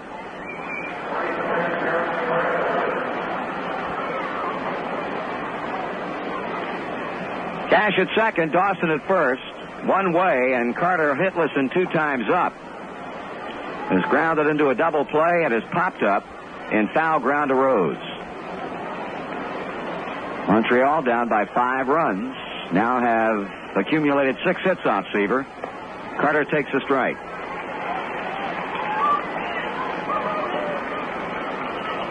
They say Gary has improved tremendously as a receiver this season, and that is due to the coming of Norm Sherry. Swing and a miss, strike 2. Norm, the former California Angels skipper, joining Dick Williams' coaching staff this season. A former Major League catcher, and they say that Gary Carter and Norm Sherry went to work from day 1 of spring training. Gary went into it with an open mind that he could improve a lot on his receiving, and he's done it, but he's also just struck out. Seaver got him with a high fastball. Third strikeout for Tom, and now with 2 out, here's Tony Perez. The end of 5 in Pittsburgh. Pirates 3, Dodgers nothing. Tony is 0 for 2, but he was robbed of a hit his first time up in the second when Geronimo made an out-of-sight running catch in left center. Ball 1 to him.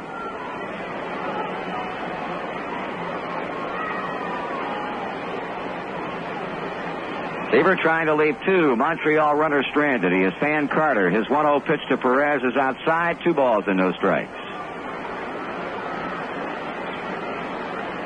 Tony batting .213.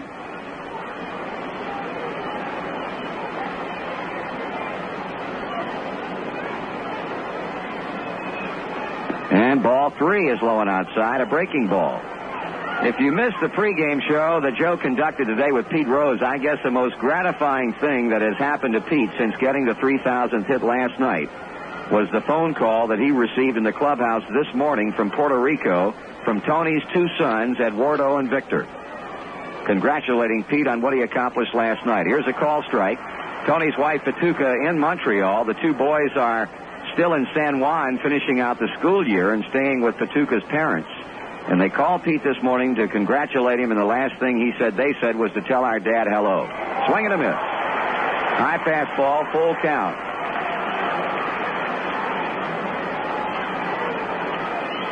So Cash will be on his way to third. Dawson will be heading towards second. Seaver with 2 down comes with a payoff pitch to Perez. And this one is hit into left field. Foster should play it. Going back, he makes a grab. No runs, 2 hits, 2 left. The Expos pose a mild threat, but that is all. And we'll go to the bottom half of the 6th inning, leading in this game 5-0. Davy Cash and Larry Parrish call a momentary timeout as the sun comes out with some blue sky overhead. They go into the Montreal dugout to get some sunglasses. Rose a double in the second to drive a run in. He's 1 for 3.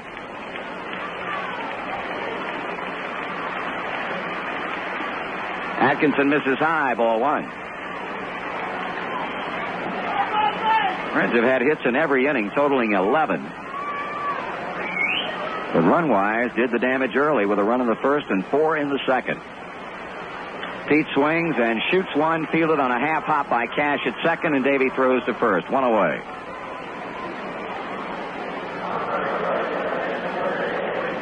Ken Griffey is 1 for 2. He walked his last time in.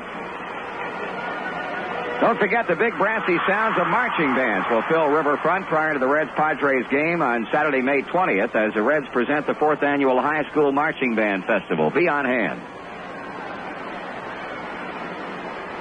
A uniform shirt day today, at college night last night. Here's a pitch to Griffey. Strike call.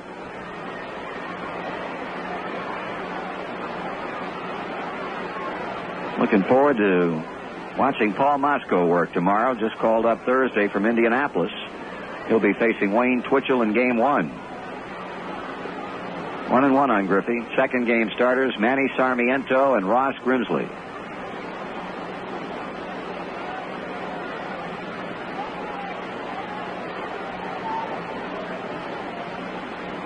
Griffey shoots one into right field. That's a base hit. Well, Kenny has his second hit of the afternoon.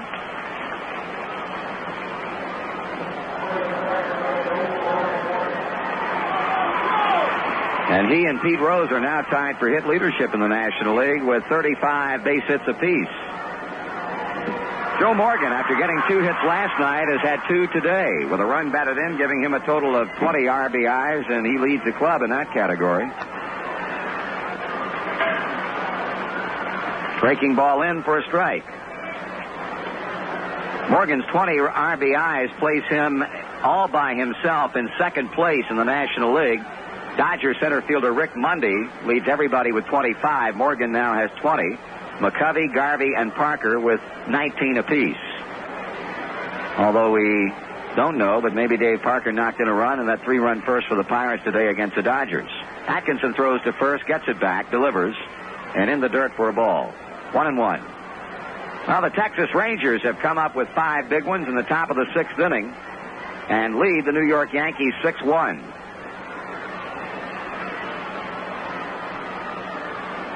Throw to first again.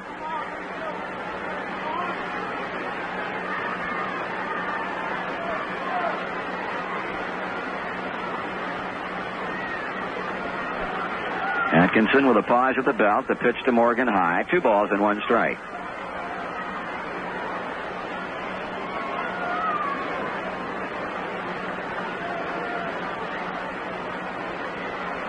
Joe now batting .291, so he has improved his batting average by some 14 points. Griffey goes, pitches cut on and miss. And without drawing a throw at second base, Kenny is in easily with a steal. That's his 7th stolen base of the year. That was a breaking ball that Atkinson threw, so a good pitch for Kenny to run on. As Carter came up to throw, the ball popped free, and as a result was not able to get a throw off at all. 2-2 the count on the waiting Joe Morgan. The check and the pitch. Swung on, grounder just foul at first base.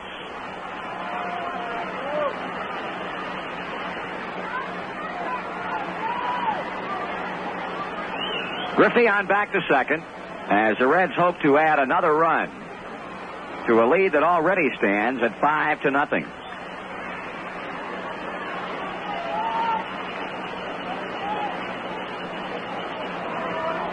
Right-hander Bill Atkinson straddles a pitching rubber. Now checks in with his battery-mate Carter.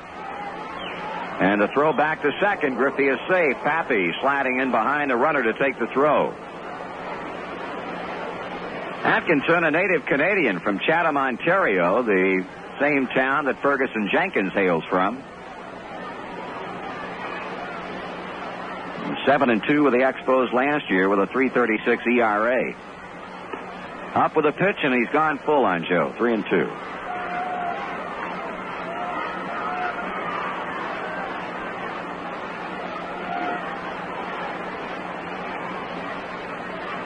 And looking over this Montreal roster, they've got a couple of native Canadians on their 40-man Major League roster. The other also a pitcher, Larry Landreth. Ball 4, curve is low and inside, and Morgan has a walk.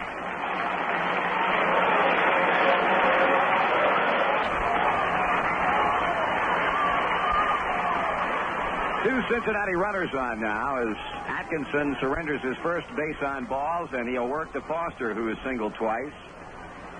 Driven home a run and is up for the fourth time.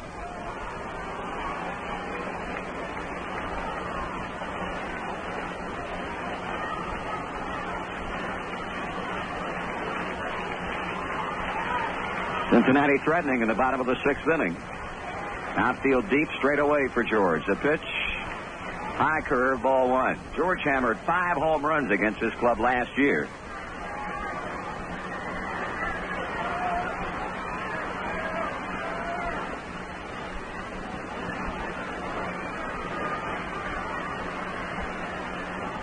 Griffey and Morgan leading. Breaking ball is high and tight as he backs out of the batter's box. Ball 2. Many people expected George to come out of the gate power-wise better than he has started off, but tell you one thing, he's been getting his base hits right along, batting .330, and that in itself should be enough set. Atkinson working carefully. He does not want to make a mistake to this guy. Swing and a miss on a curve. He has thrown George 3 straight breaking balls.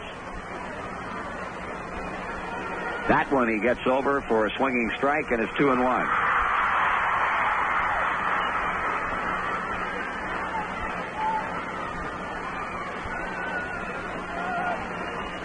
Griffey is single. Morgan is followed with a base on balls. There is one man out. The pitch. Strike 2 swinging as Atkinson comes this time with a fastball. 2-2.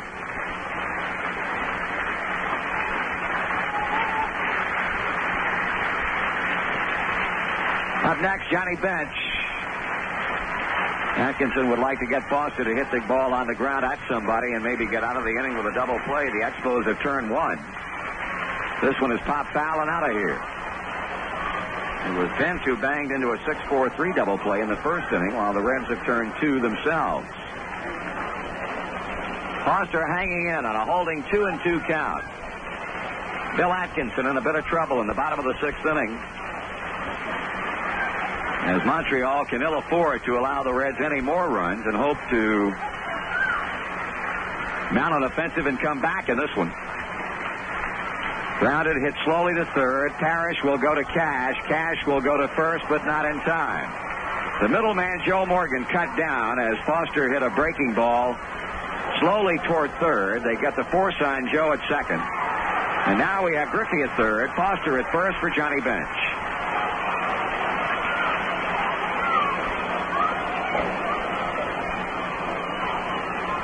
John is 0 for 3. He was up there with 2 out, and with a 3-0 count on him in the fourth inning with 2 on, was turned loose and just got underneath it a little bit too much. He sent Cromartie about 3/4 of the way deep onto the warning track in left field to make the catch. Swing, and he misses. Strike 1.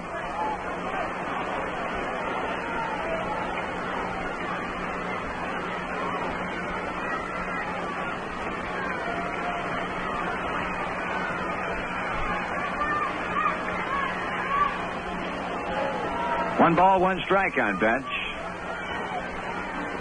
Reds had 3 hits but no runs off Holdsworth, who followed starter Rudy May to the mound. May worked 2, Holdsworth 2, and now Atkinson is in his second inning of work.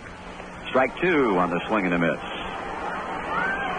Talk about a breaking ball pitcher. This guy is one in every sense of the word.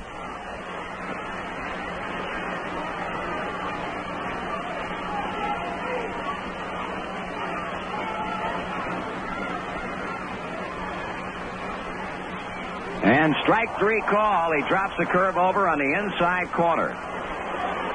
That's the second strikeout for Atkinson and retires the Reds. No runs on 1 base hit. We strand a pair and move to the 7th inning. The score, Reds 5, Expos nothing. Well, Tom Seaver has thrown 6 shutout innings against Montreal. They've had 6 hits off of him, but so far have not reached the promised land, and he'll be facing Ellis Valentine as we go to the 7th inning. And back with a play, here's Joe. All right, Marty. Valentine 0 for 2 this afternoon. Struck out in the 2nd and a fly ball to right in the 5th. Well, if Tom Seaver can get the shutout, which I'm sure we're all rooting for, he would tie Don Sutton for the most active, 4 active pitchers. Sutton has had 47 shutouts, and Tom has had 46. Valentine, Parrish, and Pappy here in the 7th inning for the Expos. Reds leading at 5-0. Montreal has had 6 hits off Tom, all singles. He's walked 1 and struck out 3. Pitch to Valentine is swung on, and that's line to center field, a base hit. Geronimo plays it back to the infield, and Valentine at first base with hit number 7 off Tom Seaver.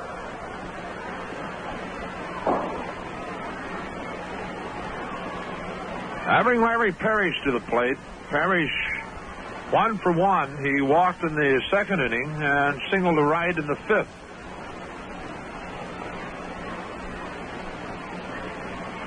First pitch to Parrish. He swings and hits to right field. Drifting back, going back hard now, and that one is gone, and it's a 5-2 ball game. So Parrish going the opposite way and lining one out of here to right field. His 2nd home run of the year and his 2nd in 2 days here at Riverfront. Hit number 8. So 2 pitches have been delivered here in the 7th inning by Tom Seaver, and it winds up 2 runs.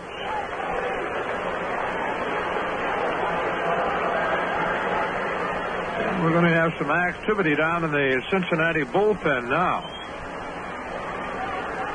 That'll bring Stan Pappy to the plate, the Montreal shortstop. Pitch to him. He swings and pops it up foul behind the plate. That'll drop back into the seats.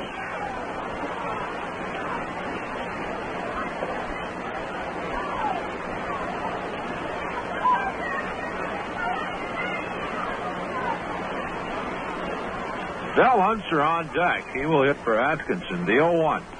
Breaking ball gets the outside corner to knees. And Seaver in front 0-2 to Pappy. Merrill Knowles, left-hander, throwing in the Montreal bullpen. Here's the 0-2. Owen outside. 1 ball, 2 strikes.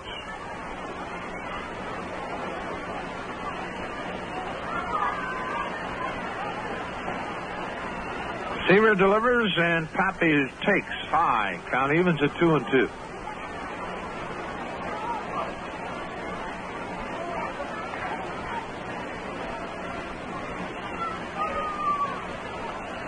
Now the 2-2.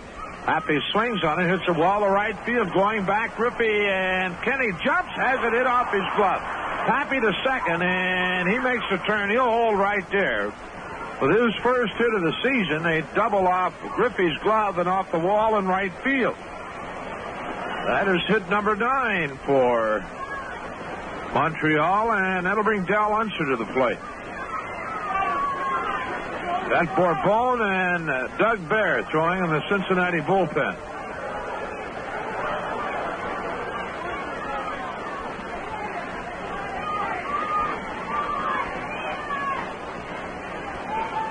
Joe Morgan going to the mound to talk with Tom Seaver. Bear and Bourbon a chance to get loose. Del Unser the batter. Unser hitting .290. He's had 9 hits at 31 times to the plate. Pinch hitting, Unser 0 for 1.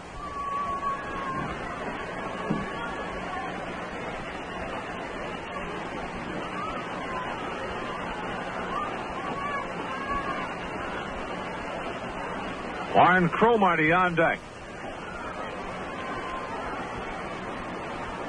Tom, after shutting the Expos out for 6, runs into trouble here in the 7th inning. The first 3 have reached in the inning. Valentine a single, Parrish a home run, and Pappy a double. All right, receiver ready to work to Del Unser. The first pitch, and Unser takes it under the knees of ball. And here comes Sparky, and that might be it for Tom Seaver. Spark apparently waiting on Bear to get ready. And Sparky now heading toward the mound, and we'll see what he does. Usually when he walks at that pace, that's about it.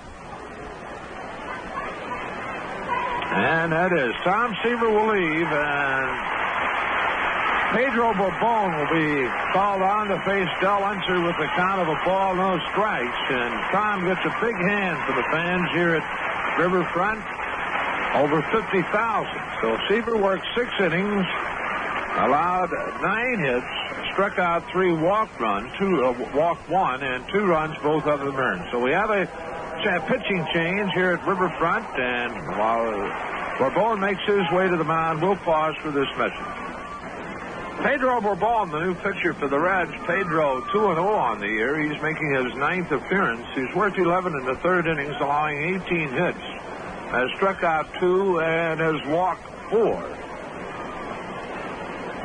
Pedro with 1 save, and he owns a 10.64 earned run average.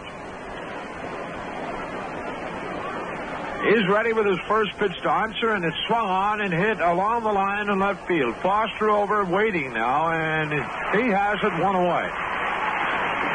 Pedro makes 1 pitch to Unser and retires him on a fly ball to left. Stan Pappy at second base with 1 out now, and the batter is Warren Cromartie. Doug Bear continues to throw in the Cincinnati bullpen.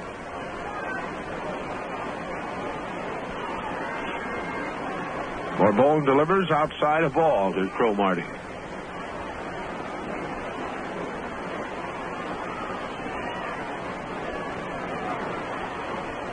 One-0 delivery, swung on and chopped foul, and that ball hitting off the facing of the Reds dugout and bouncing on into left field. Manny Sarmiento ducking.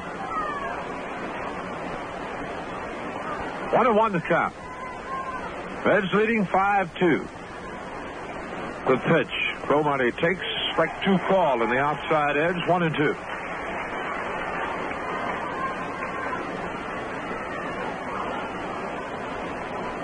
Bourbon has the sign, the 1-2. Swung on and missed, struck him out. Pedro getting with a fastball away. Well, 2 away now, and the batter, Dave Cash.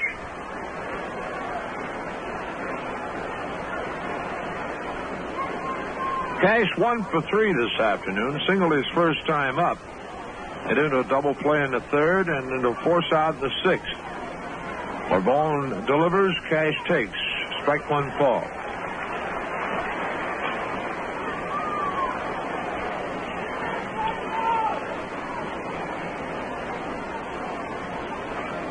The pitch swung on and a foul tip out of the mid of Johnny Bench. So Bourbon now in front of Cash 0-2.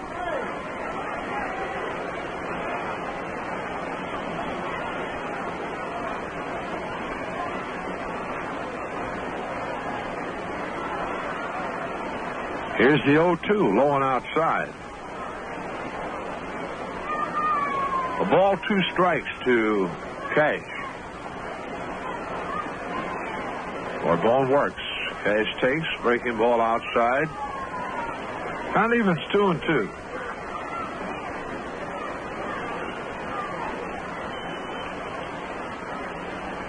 Two-2 delivery, swung on, and that's a foul tip out of the mid of bench. Now holding 2 balls, 2 strikes to Cash.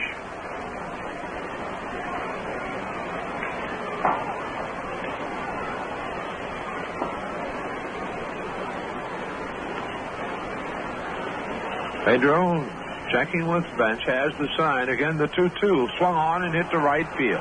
Drifting back is Griffey, and on the warning track, he takes it in. The ball seems to be carrying quite well into right field today. So for the Expos here in the inning, they get 2 runs on 3 hits. There were no errors, and 1 runner left on base, and at the middle of the 7th, Cincinnati 5, Montreal 2. The Reds in the 7th inning will send up Concepcion, Dreesen, and Geronimo against the 4th Montreal pitcher, and it's Darrell Knowles, the left-hander. Knowles making his 7th appearance of the year. He's won 1, lost none, a .352 earned run average in 7 2/3 innings. Knowles has allowed 8 hits, has struck out 2 and walked 3. Knowles last year with the Texas Rangers, 5-2 for the year with a .324 earned run average. Had 14 strikeouts and walked 23.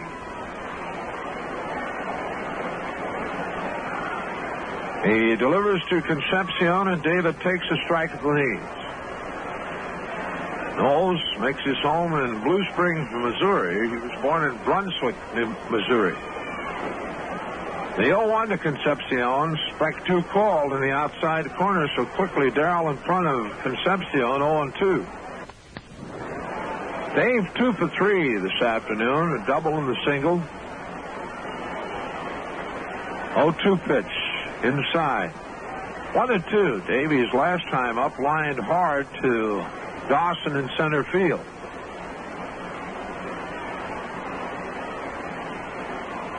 Knowles shakes off a sign from Carter, and now the 1-2 delivery. Swung on and missed, and Davey with a good cut at it. Knowles gets his first strikeout. That's the 3rd in the game for Montreal pitching. 1 away, and Danny Dreesen to the plate. Dan 2 for 3. Double in the 2nd to drive in a run, an infield single in the 3rd. Struck out in the 5th. Takes from Knowles outside of ball. Geronimo on deck. Knowles delivers high and inside. 2 balls, no strike.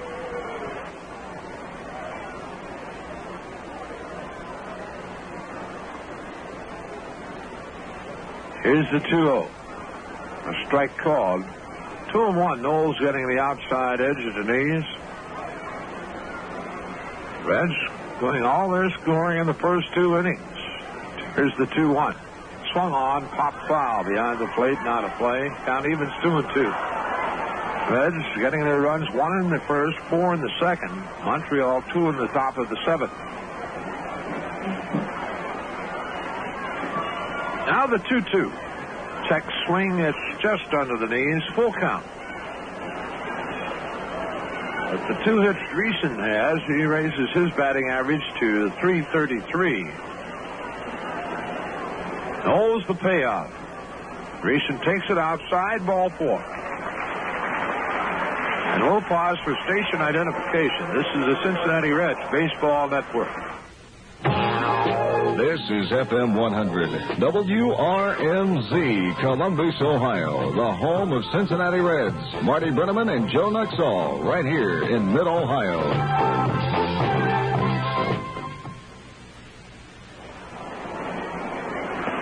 All right, with 1 away and Dreesen at first. Geronimo the batter. Dreesen goes. Here's Carter's throw, not near in time, and Danny Dreesen has the stolen base for Dan. That is number 9 in 10 attempts. Geronimo swinging on the pitch. 0-1. Dreesen now at second base with 1 out, and Pedro Bourboin, the on-deck batter.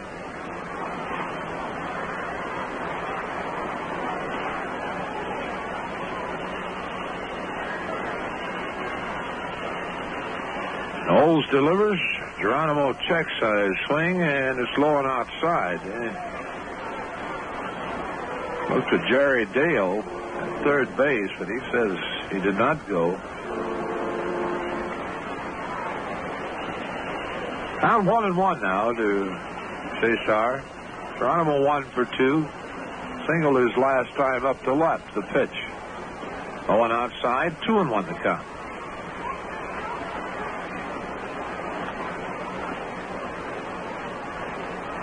Stan Bonson throwing down in the Montreal bullpen. 2-1 to count. Knowles works. Geronimo swings and fouls down the left side, back into the seats.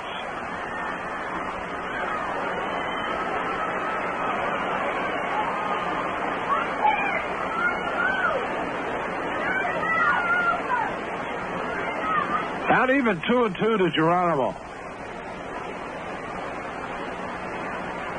Greason leads at second.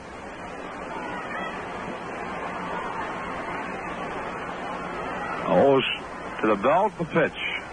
That's fouled again to the left side.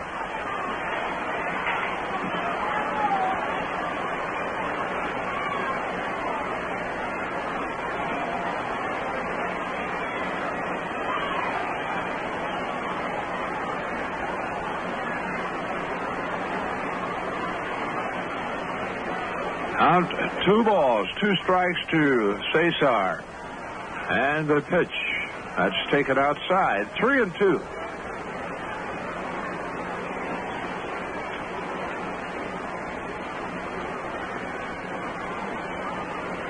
Full count to the Chief. Payoff on the way, and it's swung on and fouled.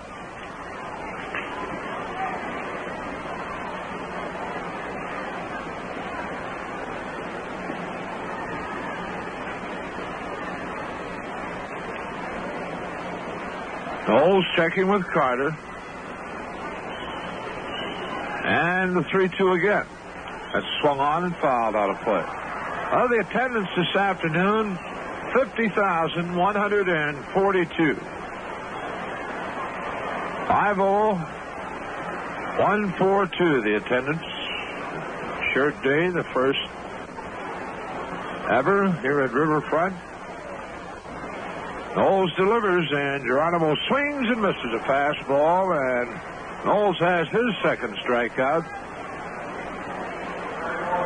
2 away now, and Pedro Bourbon the batter.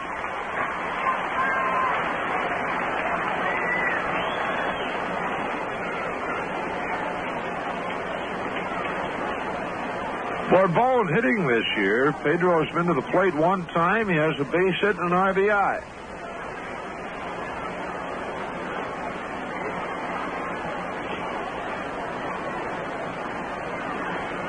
Knowles delivers to him. He swings and bounces at the Parrish at third. Parrish is thrown to Perez, and that's the inning. For the Reds in the 7th, no runs, no hits, no errors. A runner left on base, and after 7 here at Riverfront, Cincinnati 5, Montreal 2. 7-inning totals show Montreal with 2 runs, 9 hits, no errors. The Reds, 5 runs, 12 hits, no errors. The Expos will send up Andre Dawson to lead it off in the 8th inning, and back for the action, Marty Brenneman. Okay, Joe. Pedro Bourbon doing a good job in relief of Seaver in the 7th inning after the Expos had scored a couple of runs and had a double from Stan Pappy. Pedro relieving Seaver, got pinch hitter Unser on a fly to left, struck out Cromartie, and got Cash on a fly ball to deep right field. Dawson has singled twice in 3 trips. In the 8th inning at Pittsburgh, the Dodgers have pushed over a run. That came in the 7th, and with the Dodgers batting in the 8th inning, it's Pittsburgh 3 and Los Angeles 1. Bobby Castillo came on in the 7th in relief of Don Sutton, and to the best that we can tell, John Candelaria is still out on the mound for Pittsburgh. Ground ball in the hole at short. Davey backhands. Here's his throw, and on the bounce, out at first base. Paul Runge right on top of it. Danny had to stretch to the outfield side to take the 1-bounce throw from David, and out on a close play. So 1 down, and Gary Carter will step in. He's 0 for 3 today and 0 for 7, or 0 for 5 in the series.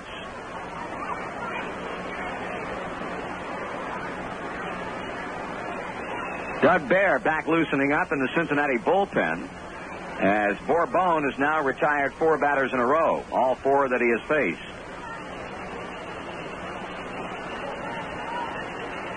Carter takes a fastball for a strike.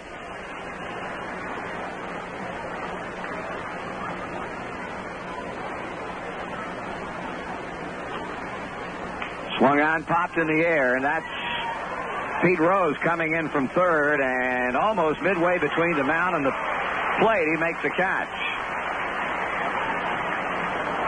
2 quickly down. Tony Perez will step in with nobody on here in the Montreal 8th inning.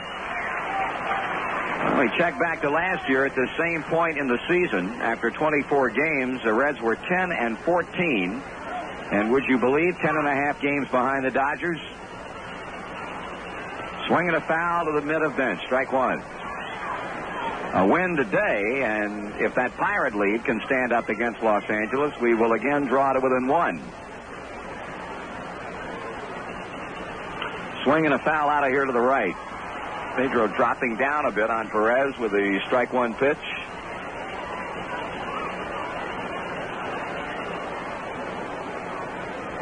Apparently Pittsburgh is doing something in the bottom of the 8th because Tommy Lasorda has lifted Castillo, and now Charlie Huff is on in relief. Swing and a miss.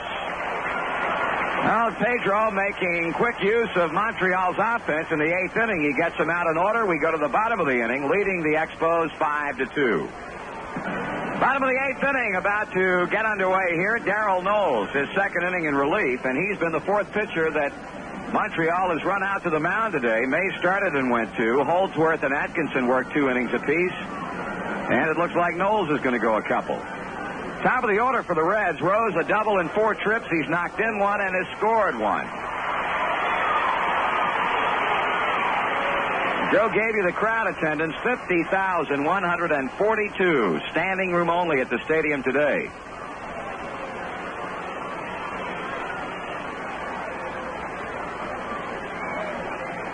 Okay, Knowles sending in the ball to catcher Gary Carter for plate umpire John McSherry's inspection. This Montreal club depending a great deal on Knowles and his effective work out of the bullpen this season. Rose bunts, third base side. Could be a tough play. Parrish barehand throwing and safe at first base. Larry Parrish making a nice play. Tony Perez arguing mildly with Runge. But Pete leads off the 8th with a bunt single.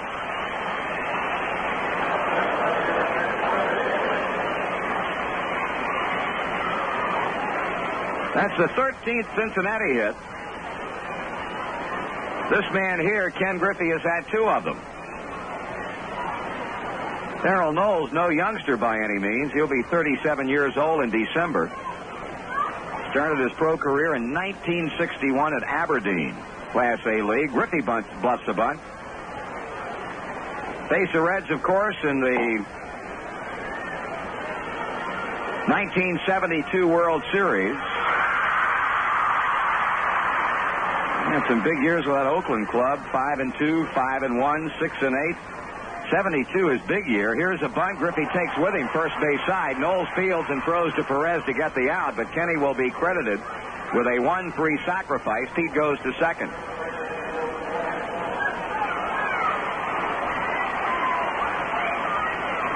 Now Joe Morgan hits his first 2 trips in today, but has flied to center and has drawn a walk. Reds would like to be able to get an insurance run home before the Expo offense goes to work in the 9th, and they'll be sending up Ballantyne, Parrish, and Pappy.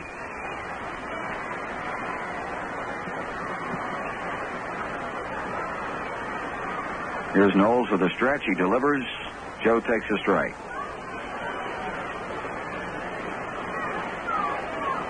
Reds leading by 3 runs, 5-2.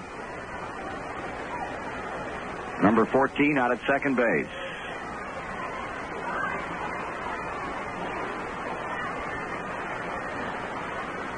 Here comes Pete to third. The pitch is taken. The throw to third goes to left field, or hits the runner Rose. It started to left as the ball apparently hit Pete.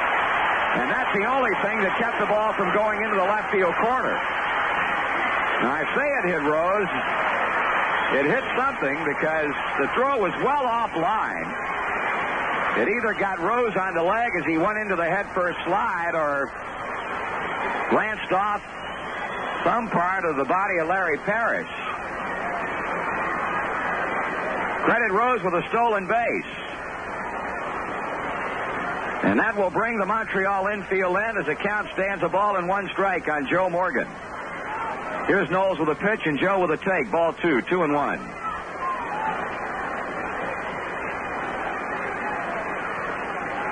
Rose with his second stolen base this season in as many attempts.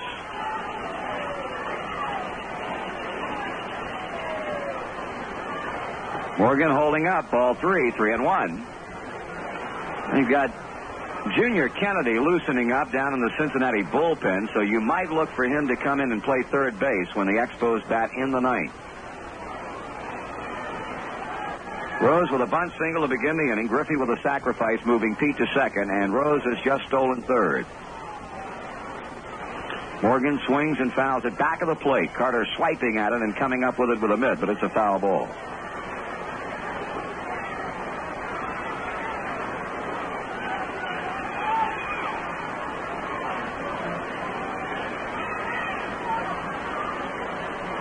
Perez, Cash, Pappy, Parrish all playing in. Trying to cut off the run at the plate should Joe hit the ball on the ground. 3-2 pitch. That is hit into left center field. Rose goes to back to the tag up. The catch made by Cromartie. Pete on his way to the plate, and he's in. 6-2 Cincinnati on a sacrifice fly by Morgan. Rose was the one who set it up, of course. We might have an appeal play at third base. Dave Cash pointing to Stan Pappy, the shortstop, to walk over to the bag and tag it. Safe, says Jerry Dale, which means that Rose did not leave before the catch was made.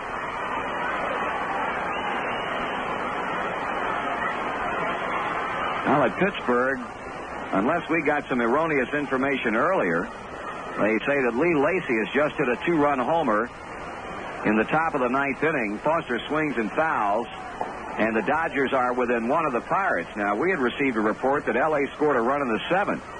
And if that is true, that 2-run homer by Lacy would have tied the game up. 1 strike pitch to Foster. He pulls one to third. It's caught by Parrish, and that's the inning. The Reds got a run on 1 base hit. No errors and none left. And as we go to the ninth, Cincinnati leading Montreal 6-2. Want to know the ones you love and the things you love will always be secure. Make friends with tomorrow. Range insurance to be sure. Is your stamp or coin collection insured to its full value?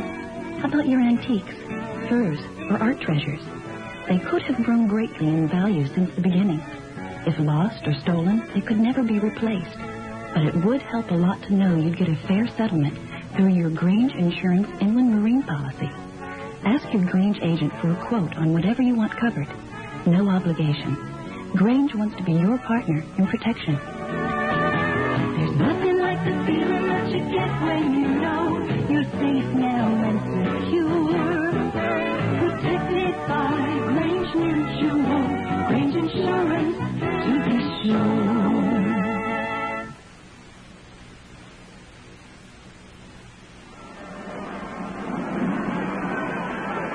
Pedro Bourbon, 2 innings of perfect relief ball to try and present Tom Seaver with his first victory of the 78 campaign.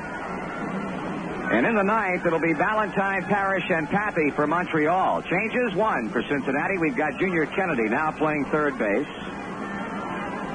And in the Cincinnati bullpen, a right-hander Bear and a left-hander Tomlin are getting ready. Valentine 1 for 3, opened the 7th with a single. And that was followed by a home run from Larry Parrish. Pedro still loosening up with Johnny Bench. That last warm-up toss has now been thrown. And the ball goes around the Cincinnati infield with Valentine heading toward the plate.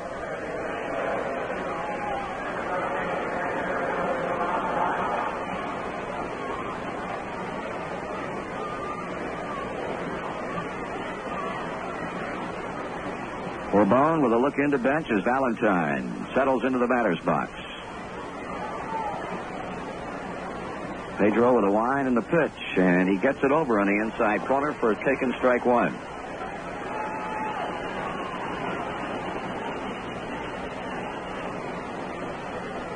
Swing and a miss. Good fastball. Well, that home run that Lacey hit was a solo home run. So it is, in fact, 3-2 Pittsburgh. On the board, they had flashed a 2-run ninth-inning home run. That would have tied it up, so the Pirates still lead by 1 run. Ground ball by the mound. Morgan will wait on it to get to him. It does, and he throws Valentine out.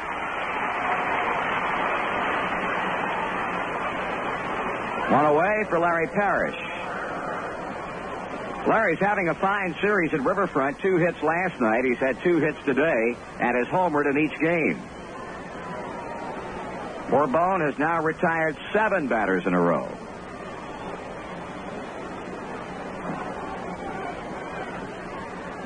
Parrish takes a fastball for a strike.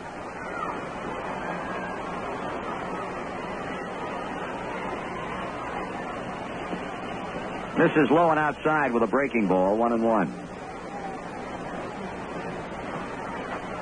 The Reds 2 outs away from their 15th victory of the season. Inside, 2 balls and a strike.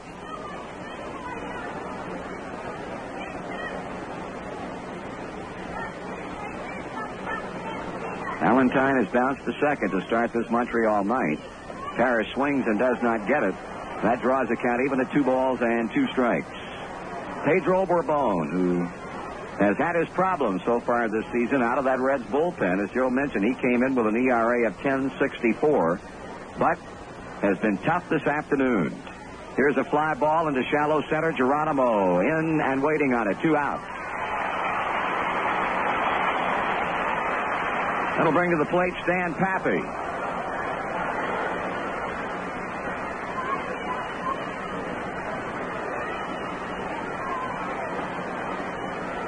Pappy double in the 7th off the glove of Ken Griffey. A shot hit deep to right. Well, Bourbon seeking to retire his 9th consecutive batter and nail it down. As the Reds lead in the ninth 6-2, Pappy takes it high and inside for ball 1.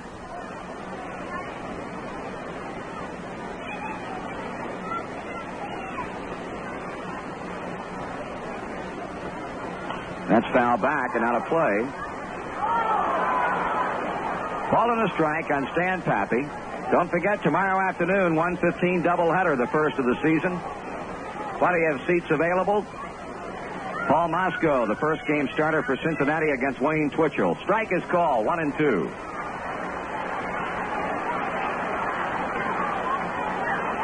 And Pedro needs another strike here against Pappy to wrap it up. Swung on, looped into right field. Griffey coming hard, makes the catch, and this one belongs to the Reds. A brilliant 3-inning relief job by Pedro Bourbon. Tom Seaver wins his first game of the year as the Reds defeat the Montreal Expos 6-2. We'll be back in just a moment.